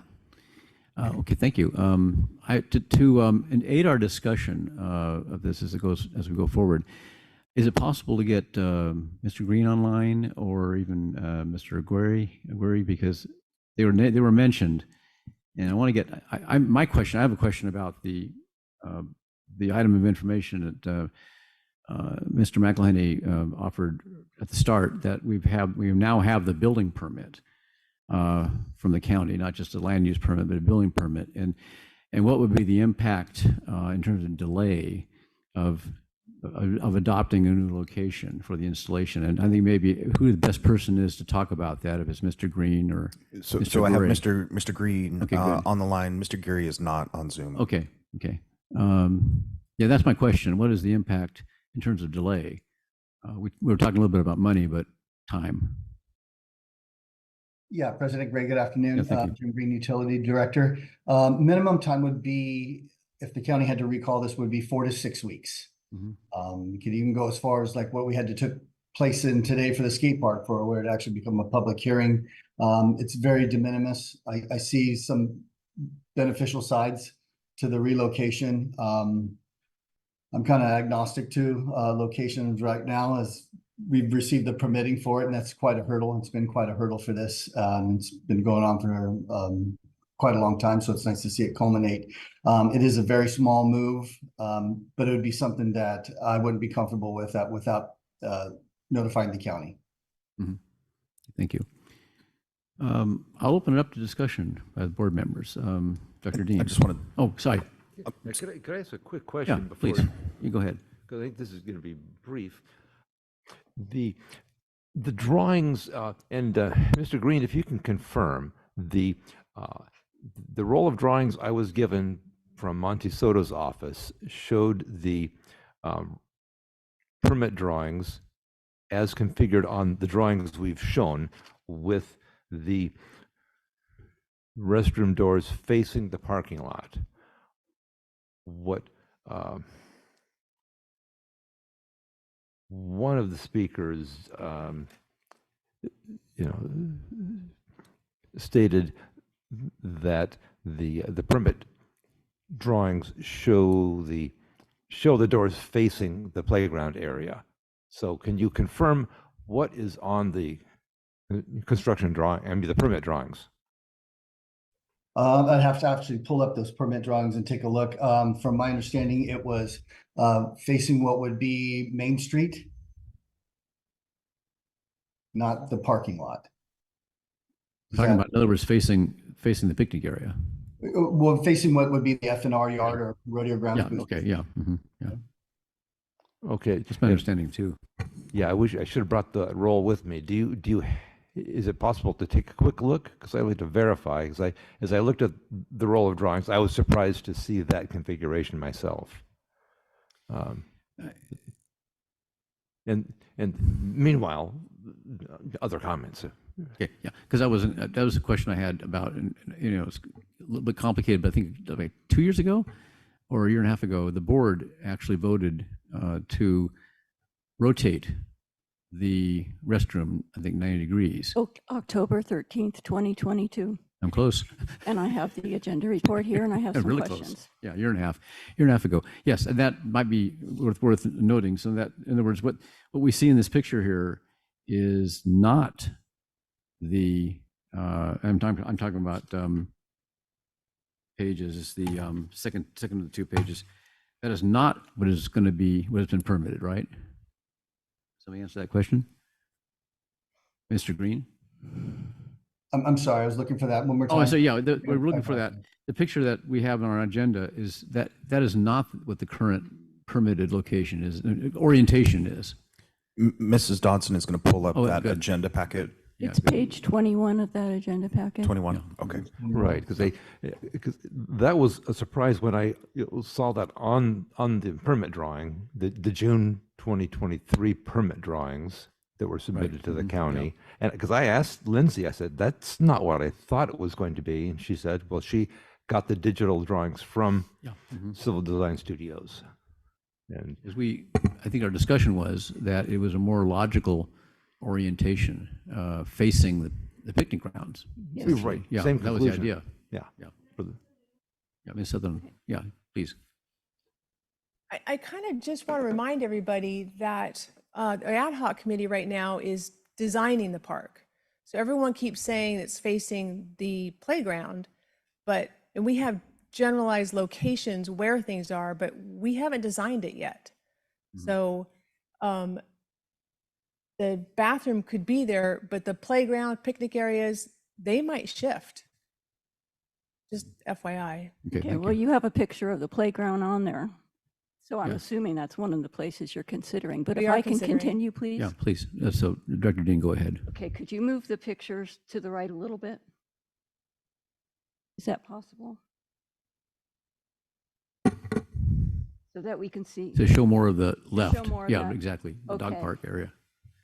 So this is the drawing that the board has been working off of for several years. There are 3 members on the board still that approved this restroom in this location. We approved the model of the restroom and we approved the location.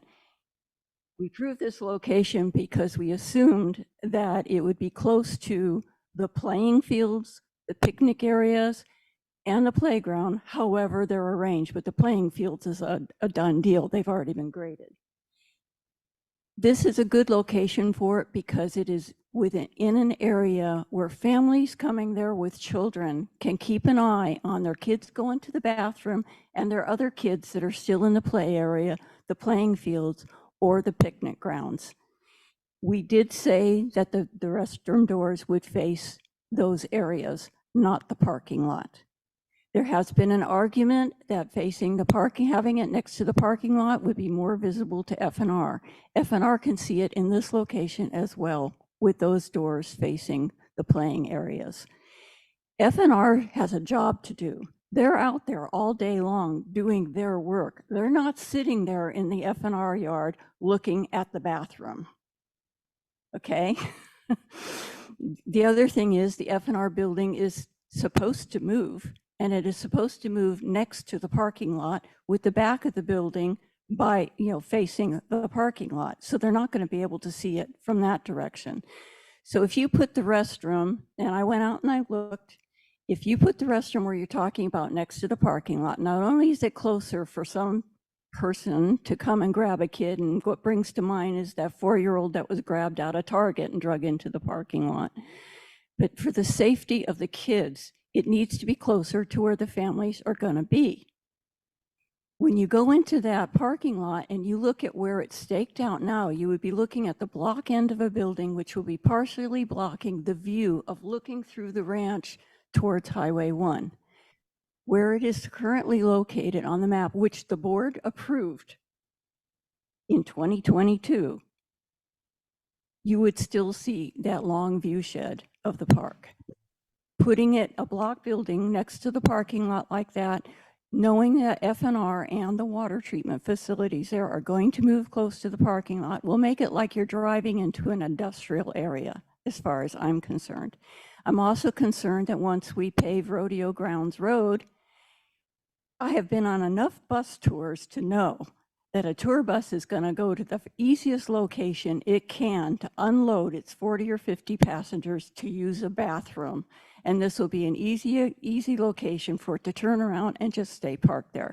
And that's not what this park is for. That's not what this restroom is for. This park is for families and community members. No, please. No, I'm please. reminding the board and the public. I'm not talking directly to No, you. no crosstalk with the public. Thank you. I think it should be where, I've gone and I've looked at all the other community parks in this area. Shamel Park, the bathroom is between the swimming pool and the playground.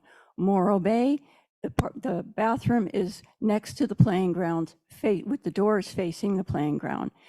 Santa Rosa Park, the restroom is by the skate park and the playing field. Los Osos, the same thing. The restroom is by the recreational areas. They are not by the parking lot. The places you see the restroom by a parking lot are places like the Washburn day use area, where people park there and they either go on the trail or they go over to the beach. They're at trailheads. That's where they are, by the parking lots. In a community park, they're in the areas where all of the activity is going to be, and all of the activity is going to be in those playing areas and those picnic areas, not the parking lot. I'm done. Thank you. Dr. Farmer. Thank you, President Gray. So I appreciate what's been said so far by Mr. Pearson and Mr. Barringer, and now Director Dean. So I pretty much concur with much of what they've said, but I want to follow up with one other comment that was made. And before I do this, I've known Shannon Sutherland for quite a while. If there's anything I admire about Shannon, it's her passion about the things that she supports, the things that she believes in. So I'm not dismissing that at all. So before coming here at today's meeting, I decided, since I thought this was a very important vote, that I would just go over and walk around a little bit and get the feel of the area. And I want to quote, and I'm not meaning to make Shannon feel uncomfortable. I want to quote something you said with regard to enhancing the natural beauty of the community park. And it would seem to me that, I know it's not up there right now, but if we use the original location A, and turn it 90 degrees, so it's facing out into where the park area is going to be, that would be the ideal spot. If we moved it to location B, that would mean when you drive in the parking lot, instead of looking out into this beautiful spot and seeing this abundance of nature before you, with a restroom off to the side that's somewhat not all that visible. The first thing you would see driving in is the restroom. And that's probably not what I would consider enhancing the natural beauty of the community park. So I think the less visible it is when you drive in, and therefore you're able to see the abundance of nature looking out toward Highway 1, the better off we are. And as far as I'm concerned, I'm just being redundant here. I believe all we really need to do with regard to location A is just to turn it 90 degrees, and that would be the ideal spot. And that's how I feel about it. Thank you. Vice President Scott. Yes, thank you, Mr. President. Okay, so I'm going to take a step backward because I know about permitting and I know what a pain in the butt it can be to get permits and to get everyone on base. I'm going to say the fact that this thing is fully permitted right now is a huge deal. And questions about, well, it may not take more to get it permitted, or it may not cost a lot more to get it permitted. We don't know the answers to those questions. So for kind of a basic reason, I believe that the restroom should stay where it is already approved and permitted. Thank you. I forgot one thing. Yeah. Dr. Dean. Okay. Can you put that drawing back up again?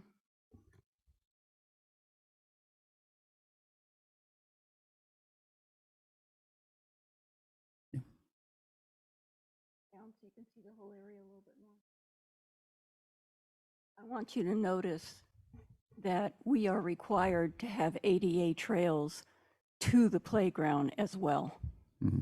So moving it closer is not going to eliminate much in the way of trails. The trail has to go, we have to have an ADA path to the playground as well. You can see all the paths that are on the map now, and I realize that some of these things may shift around, but the bottom line is you do have to have an ADA accessible path to the playground. Mm. And all the way through the playground, as a matter of fact, between all the components of the playground. I have a friend who used to be on the county recreational board who did playgrounds. Mm-hmm. So. Yeah, I had a question. Actually, it's a comment on that and a question, because it's a good point Director Dean made, that those pathways you see on that plan are ADA compatible in public park. They basically have to be, so that the idea of there being extra ADA pathway that would have to be built to facilitate the restroom away from the parking lot isn't really valid, because there's going to have to be an ADA path there anyway in that direction.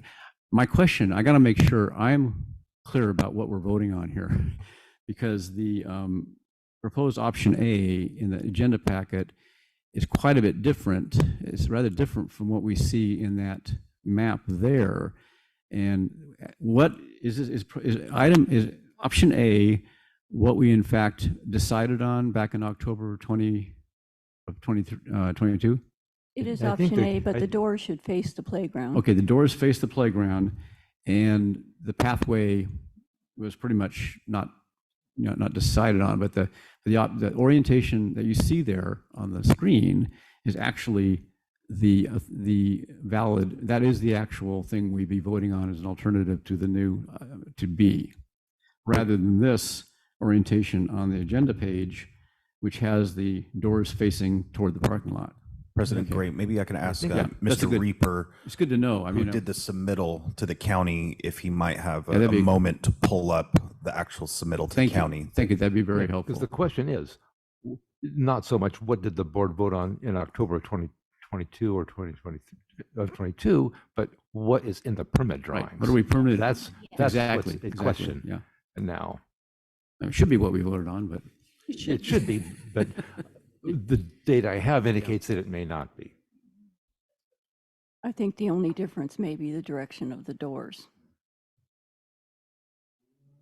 Mr. Green might be able to get that shared, or Mr. Reaper. Good afternoon, Board of Directors. Reaper. Hi, Mr. Reaper. So I pulled up the plans that we submitted to the county, and it shows the restroom in a location on the drawing that Miss Dodson was sharing. But they are correct. The restroom was rotated with the doors facing towards the parking lot. However, rotating a building is a very minor correction that could definitely be done in the field without having to resubmit. Moving it's a slightly different story. Mr. Reaper, you have sharing ability. Do you happen to have the ability to share Yes. that to show the board?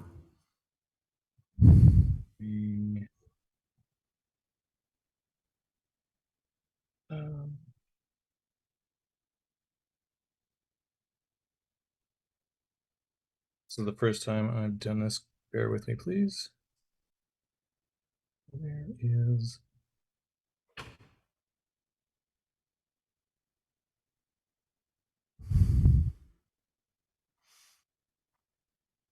Can you guys see this? No. Not yet. Let's see. I thought I was selecting my screen. Oh, gotta click the share button. It's coming up now. There we go. Let me move this out of the way so I can navigate. So this is the... Thank you. Now, is it possible? Can you blow that up? Yeah. So this is the site plan. Yes. Let me zoom in a little bit here.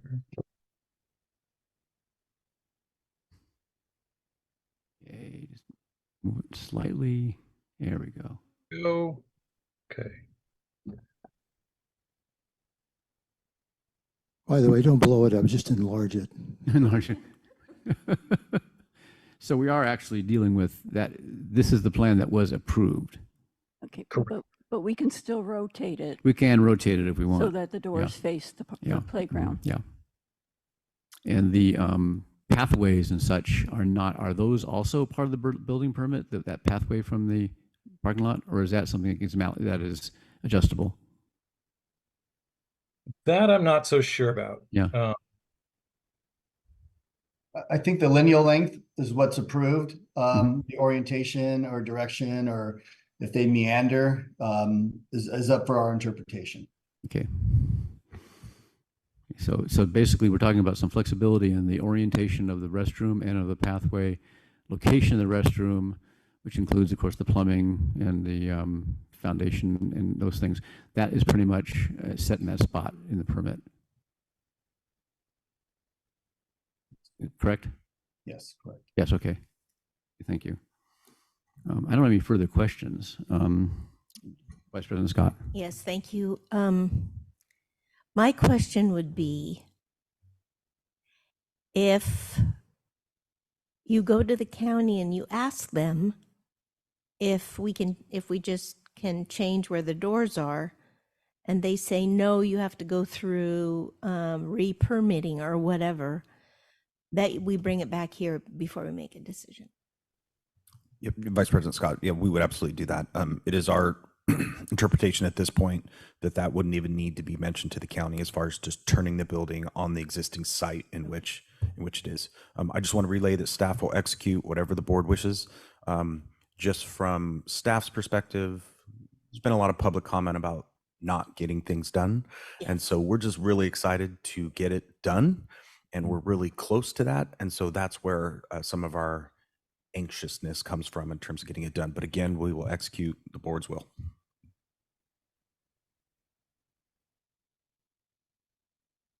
Any further discussion? I don't have a comment to make. It seems to me it's a close call, but because the cost of doing it either way is quite close. The argument for convenience of the new location is, again, to me, it's a smallish thing. I am concerned. I'm impressed by the arguments. I'm concerned about the risk of having the restroom located on the rim of the park, at the parking lot, for purposes of safety and purposes of being able to monitor it, or parents with their kids in the playground being able to monitor where their kids are. That is a significant issue that probably determined why it was there in the first place, why it was there in the plan in 2013, I think it was.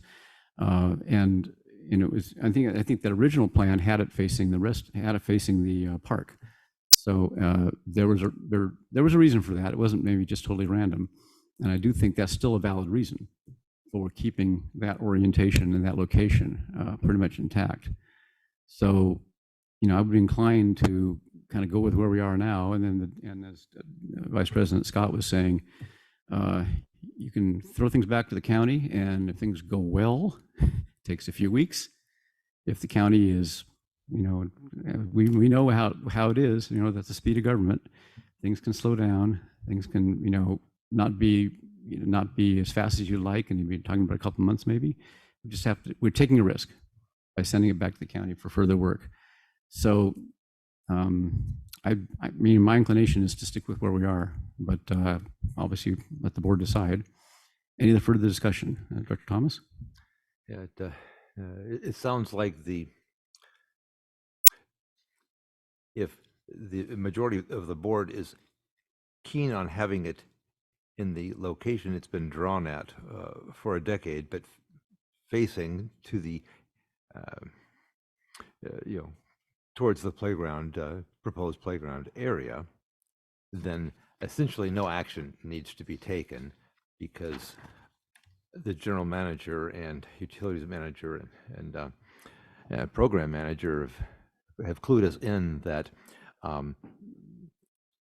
they get the message, and that's the direction that they're going to plant it. And it sounds pretty clear that would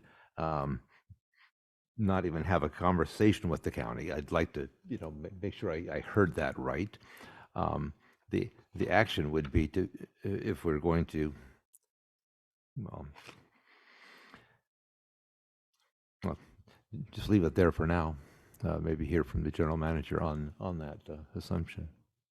Yes, Director Thomas. I'll get Mr. Reaper and Mr. Green to confirm, but it's our belief that we would not have to speak with the county about rotating the building. Is there any more that you can clarify on that, Mr. Green? Actually, we spoke with Civil Design Studios, our civil on this, and county today, and that would not have to be something that we'd have to formally bring back to them. In terms of the rotation on orientation, the same, I'm sorry, there's a simple rotation on the same footprint doesn't warrant resubmission. good to know. Dr. Dean? Oh, yeah. Well, it's a discussion and consideration have to- item, so don't we still have to do Yes. a motion and a I was going vote? to say we do have to have a motion and a vote, because we have a choice basically between two alternatives: the current plan and the proposal for a new plan. So I do need a motion on that. Do we have one? Dr. Dean? I move that we approve continuing on with the location that we originally voted on. I don't know how to word this. Which I guess it's alternative A, right? Oh, well, it's not an alternative. It was the original plan, Original. but yes, alternative A. Also known as Also known as alternative alternative A, but with the option of facing the doors towards the playground. Have a second? And I'll go ahead and second that. Thank you.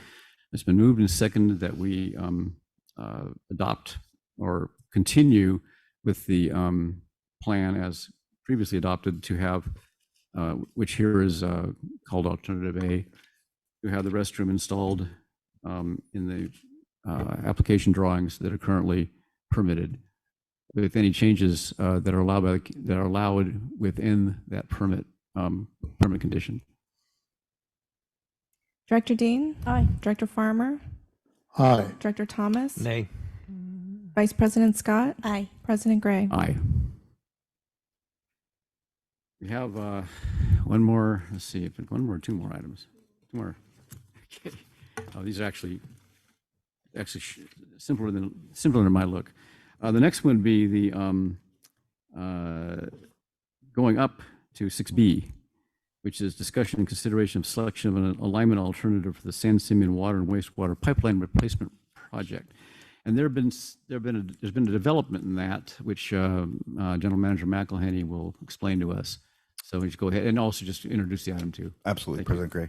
Agenda item 6B, discussion and consideration of a selection of an alignment alternative for the San Simeon water and wastewater pipeline replacement project. In August 17th of 2023, we had $600,000 allocated in the water department budget for design and preliminary costs for the San Simeon water and wastewater pipeline replacement project. The board approved a contract with Canon on August 10th, not to exceed $600,000, and we've begun that design and preliminary process. As a part of that process, we were given 4 alignment alternatives on the direction in which these the transmission main would go. Initially, our proposal to the board was to get authorization for alignment 3. On Wednesday, we had a meeting with State Parks and Dan Flatt to go over those alignments. We had sent them the alignments ahead of time. You know, State Parks is really the gatekeeper here on which of the alignments will work in what is considered a very environmentally sensitive habitat. There's wetlands and other things that have to be taken into consideration. So after a lengthy discussion, they have more work to do to analyze and gather data on all of the alignments to see which works best for State Parks. And so once we had that conversation, State Parks is willing to work with us. Alignment 3 may end up being the alternative that we go with, but there's too much left on the table that needs to be really researched in terms of its effects on State Parks. And so they really will ultimately guide us while working with us on the decision on which alignment. So instead of choosing alignment 3, we are coming to the board to ask for a little bit of a leeway to allow us the option of all 4 alignments while working with State Parks. And when State Parks and the CCSD come to an alignment that works best for both parties, we will make sure the board is fully aware through utilities reports, GM reports, biweekly newsletters to make sure you are kept abreast of the situation. But what we're trying to avoid is any delay by coming back to the board to get one of those alignments approved. We're heading into a very narrow window in which if we miss that seasonal window when it comes to some of our consultants where they have to do the different borings and things like that, you know, even a 2 to 3 week delay, agenda review, you know, posting the agendas could cause us potentially, and Mr. Green will touch base on it, that we wouldn't be able to break ground until mid-26. So that's our fear. So we're asking for a little leeway for the board to approve the option of all 4 alignments as long as we keep you updated. And from here, I'll turn it over to Mr. Green, and he might be able to provide a little more context. Yeah, Mr. Green. Great.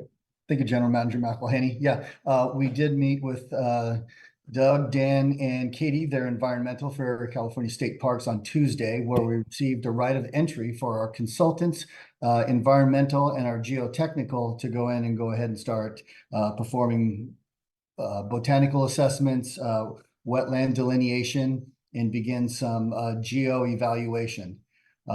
We still feel pretty strongly with the alignment number 3. We are being considerate with that alignment number 3 that we will be out of the wetlands. We will be directly below them, and where we will be setting up the stage or pit installation areas will be on asphalted ground or the Washburn Road. So we're confident that we'll stay out of there. But when we received that ROE from State Parks on Tuesday, they did have some concerns and they requested an additional month. So with that, we want to kind of leave our options open and not pigeonhole ourselves into one alternative. As General Manager stated before, they're kind of the gatekeeper for what they want and where they want. And so we'll acquiesce to them and work together with them. You just, I think you sort of answered a question I was going to have, like how much delay would this cause? You said they would be taking about a month to review the alternatives? Correct. We actually have a meeting scheduled with them for, I think it's May 9th at 11, where we'll come up with some finalities for alignment. In the meantime, we are starting to do, like I mentioned, those botanical and those environmental asset evaluations. So we're not going to really fall behind. We're still on track. The earliest we could break ground on this is June 1st of 2025. And even with this month here that we have, it's not going to set us back that far. But an additional month after that would set us out of some of our environmental seasons where we'd be able to get some of that data for assessment and that we could report on. That would then be pushed to next spring. And that would be a definite delay in installation. Thank you. Any of the directors have any questions of Mr. Green or Mr. McElhaney? Director Thomas. Thank you, President Gray. It seems to me what the general manager and utilities manager are asking is essentially, do we have any concerns with any of the 4 alignments, alternatives 1 through 4? And if staff working with state parks comes to the conclusion one of those alternatives is clearly superior, especially considering state parks' needs and preferences, that the general manager and utilities manager have authority to run with it from that point in time. I have to say, as I went through each of these in detail, none of the 4 alternatives were not feasible. None of the 4 alternatives were out of question. So it seems like a reasonable request, and put the decision in the hands of the technical experts within that constraint. Mm-hmm. Thank you. If no further questions, I could take public comment if there's any public comment. Is there public comment on this issue from anybody in the hall or online? No. Any written comment? No. Okay, great. Director Dean. Yeah. Okay, so this came before R&I, and we went through the whole discussion on all 4 alternatives. Mm-hmm. We chose alternative 3 only because it was a straight shot. It was a straight shot. And we would no longer have those heavy pipelines hanging under that pedestrian bridge. Right. Our least favorite was the one that runs along Highway 1, because there are other utilities in the ground and it involves more right-of-ways than just state parks. Right. But I agree that we really need to work hand in hand with state parks, because we have to have their permission to go across their property, and we are trying to keep a congenial and cooperative relationship with state parks. So I fully agree with what the staff is requesting. Mm-hmm. Any of these options would be fine, but I think we really need to cooperate with state parks and let the staff work with the technical people in state parks. Thank you. Any other discussion? I think it looks to me like this would be a continuance of the item till the time when state parks gets back with their report on these alternatives. Would that make sense? Well, President Gray, we're actually looking for the authority to make that decision on which alignment, so we don't have to come back to the board that would cause the delay that we're talking about. I'm sorry. Yeah, I'm sorry. Yeah. So in other words, what we're asking for is we will we're essentially saying that well, we're not going to commit to an alternative at this point, but you're authorizing staff to make the decision. To make the decision based on state parks input. Okay. And you need a motion. And I'll need a motion on that, yes. Okay. I move that we authorize the general manager and our staff to work together with state parks to make the decision on the proper alignment. Does that work? That works. Yeah, it works. Okay. Second. And move seconded that we authorize our staff to make a selection of an alternative for the San Simeon Water and Wastewater Pipeline Replacement Project based on input from, based on input from state parks. Roll call, please. Director Dean. Aye. Vice President Scott. Aye. Director Thomas. Aye. Director Farmer. Aye. President Gray. Aye. Thank you, everybody. One more item, and this is something that was in Finance Committee actually. A report on our investment performance, and this is going to be a quarterly event, as I understand it, going forward. And maybe I'll turn over to Mr. General Manager McElhaney, but I think Ms. Fritz might want to also talk about it. Absolutely, President Gray. I'll introduce the item and then turn it over to our expert. Yeah. Agenda item 6F, receive and file the investment report for the quarter ending December 31st, 2023. And I'll turn it over to Ms. Fritz. Okay, Ms. Fritz. Hi, yes, so this item did go before the Finance Committee, and this is a requirement, I think it's a legal requirement of our investment advisors to provide us with a quarterly investment report. So I think the hope in the future is that it either be on a consent agenda item or included in my quarterly reports if I can get the timing right with the investment advisors. Since this is the first time that this has been provided to the district, we're kind of bringing it forward as a singular item. And so in the discussion, it explains in detail all of our different funds, and this was all provided by the investment advisors. Like I said, they're meeting their responsibility and legal requirements to us. And then the two attachments provide in detail look at what our investments we're doing at the end of the quarter. One thing I would like to point out is on the attachment to the portfolio summary and key statistics, down on the bottom right, it has fiscal year 2024, and it has the total for October, November, December of our earnings totaling $87,262. And this didn't make it into your version, but I did pull up what we earned in the same quarter of fiscal year 2023, and it totaled 18,760. Just so you can see the difference. So I will I will make sure that comparison gets in the next quarter's report, but I'm open for any questions that anyone has. Any questions? Any questions from the board? Just applause. I have one question actually about the timing. These reports, since this did go to Finance Committee a little less than 2 weeks ago, and it would normally, if it's going to be part of the finance of Ms. Fritz's report, we would see it earlier, I think, wouldn't we? Because they come out with these roughly at the end of the quarter, after the quarter that's being reported on. So, yeah, so it wouldn't quite be a little earlier than this.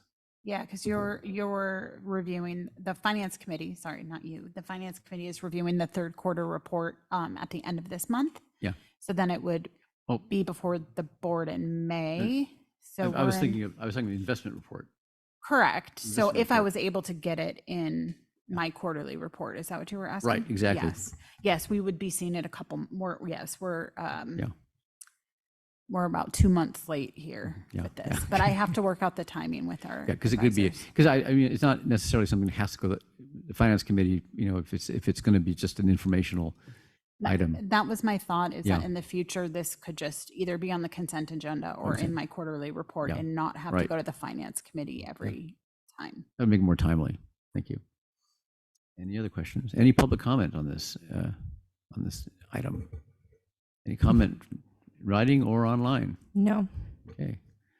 It is an item. It is a business item, and I'll just take basically receive and file item, but I'll entertain a motion to that effect.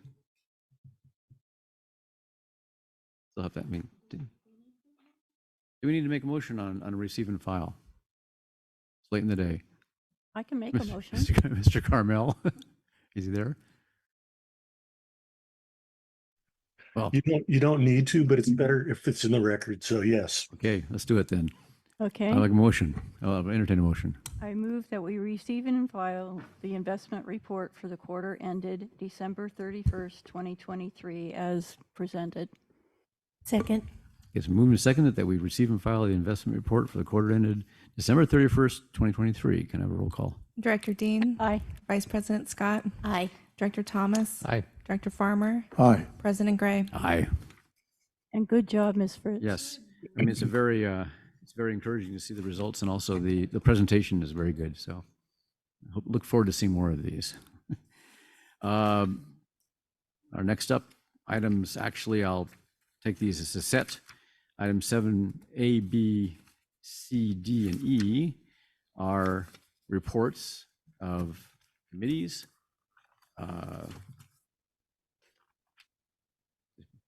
Committees, board member committee and liaison reports, finance committee, policy committee, pros, resources and infrastructure committee, other liaison reports. I'll take them as a set.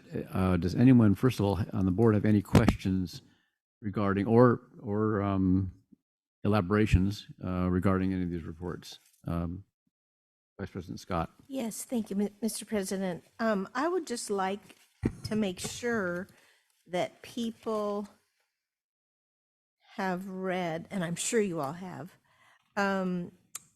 the report from the San Simeon Community Service District. I think what's happening there is really significant, and so just make sure you read it because it's huge. This is the report on the LAFCO, what they're doing. Yeah, their divestment, I guess you'd call it, of services, county. Yeah, you want me to mention Farmer, this? It's on page, I'm sorry, Yeah. it's on page 509. It starts on 509. It's not even divestment, it's actually dissolution. So they're going taking that extra step then. they're just going, and probably it'll be the county that takes over what's going on with their services district. It's a little scary to think that this could actually happen. So I found it very interesting. Given their history, though, they've been struggling for a long time to stay viable, basically. So, it's a good report. Director Dean. My report is 4 pages long, so I think I probably covered any details that people wanted to know. But I would like to add in here that we're having a special meeting on Monday at 12:30 to review the updated and prioritized CIP lists that everyone's been asking about, and also discussing zero emission EV vehicles in an attempt towards our climate adaptation.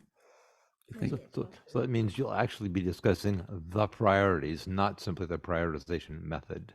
Right, the whole thing. Actual The list, how they were ranked, how they were prioritized, and where they are in the budget. And to my knowledge, there has not yet been established a basis for what the prioritization numbers mean. Is that correct? That will be part of the report.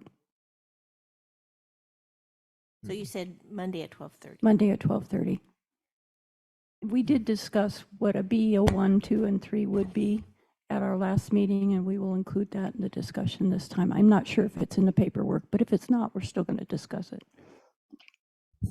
If you want, as far as Finance Committee goes, if you want a little preview of the main point of the audit, it was we got a so-called modified clean opinion, which is not as bad as it sounds, because it was a very minor bit of a small mix-up with accounting for accrued vacation time for the general manager that has been straightened out, and that was the only accounting glitch that was found in that audit. And there's some discussion of most of the meeting actually most discussion on that topic of the meeting had to do with PERS and any storm clouds on the horizon on the pension liabilities, which is of course not totally under our control, but the PERS outlook is what it is, and we're equipped to handle it, basically. But this will come out in more detail at the meeting when I think Mr. Hom will be here, our auditor, for his final performance. I think they're going to be getting a new auditor, probably new individual at least, next time around. Any other comments? I did ask for public comment already. I don't believe so. Yes, is there any public comment on these reports? And in the hall or online? Elizabeth Bettenhausen. Ms. Bettenhausen. Yes, thank you, Mr. President. Mm-hmm. Just in relationship to the San Simeon Community Services District, on April 18th, LAFCO will take up this issue, and they will put it on basically hold because they don't have the official documents yet from San Simeon. So I thought those of you who rushed to look at the LAFCO meeting would want to know that in advance. Thank you. Thank you. If there's no further comment or discussion, we'll move on to future agenda items, which I'd like to start before we take suggestions from the directors with the summary from Ms. Dodson of what's currently on the docket. Sure. For the May board meeting agendas, the board will consider adoption of resolution approving award of the fire hazard fuel reduction program agreement, consideration of adoption of policy 1045, legal counsel and auditor policy, discussion and consideration of adoption of a resolution confirming the itemized report of water and wastewater standby or availability charges for collection on the county tax rolls, a public hearing to receive community input on the draft project description for the water reclamation facility coastal development permit application, and direct staff to file the draft project description to the County of San Luis Obispo Department of Planning and Building staff for final evaluation, input, and direction. Discussion and consideration of approval of a resolution requesting that the County of San Luis Obispo repair the Rodeo Grounds Road. Discussion and consideration of adoption of a civil administrative citation ordinance for violation of CCSD ordinances and regulations, and adoption of a resolution setting forth civil administrative citation penalties for violation of the CCSD Municipal Code. Discussion and consideration to fill the vacant seat on the Parks, Recreation, and Open Space Committee. Consideration of adoption of a resolution updating the assignment of banking powers for the CCSD. Consideration of adoption of a resolution approving the updated district personnel policies, procedures, and rules. Discussion and consideration of the third quarter budget report for fiscal year 23-24. Discussion and consideration of the 24-25 rate adjustments to water and sewer rates, and of adoption of a resolution establishing the said rates. A discussion regarding the district vehicle use policy. Discussion and consideration of approval of the zero liquid discharge pilot testing program, updating the CCSD Board of Directors regarding the countywide evacuation plan and Cambria's fire prevention plan, and a discussion and consideration of approval of the updated investment policy. Is that all in April? That's May. May, okay. April 18th will be posted tonight. Right. So sometime it's after the board meeting. It's quite a bit in May, though. Yeah, it sounds Yes, it like is. it. It's quite a bit. Any further suggestions from the board? Dr. Thomas. Yeah, I'll simply make the same request that Director Farmer did a few meetings ago, and then I did last month. If you would please send us those draft agendas shortly following the meeting, because that is a lot, and good to look ahead. We'll definitely appreciate having that look ahead.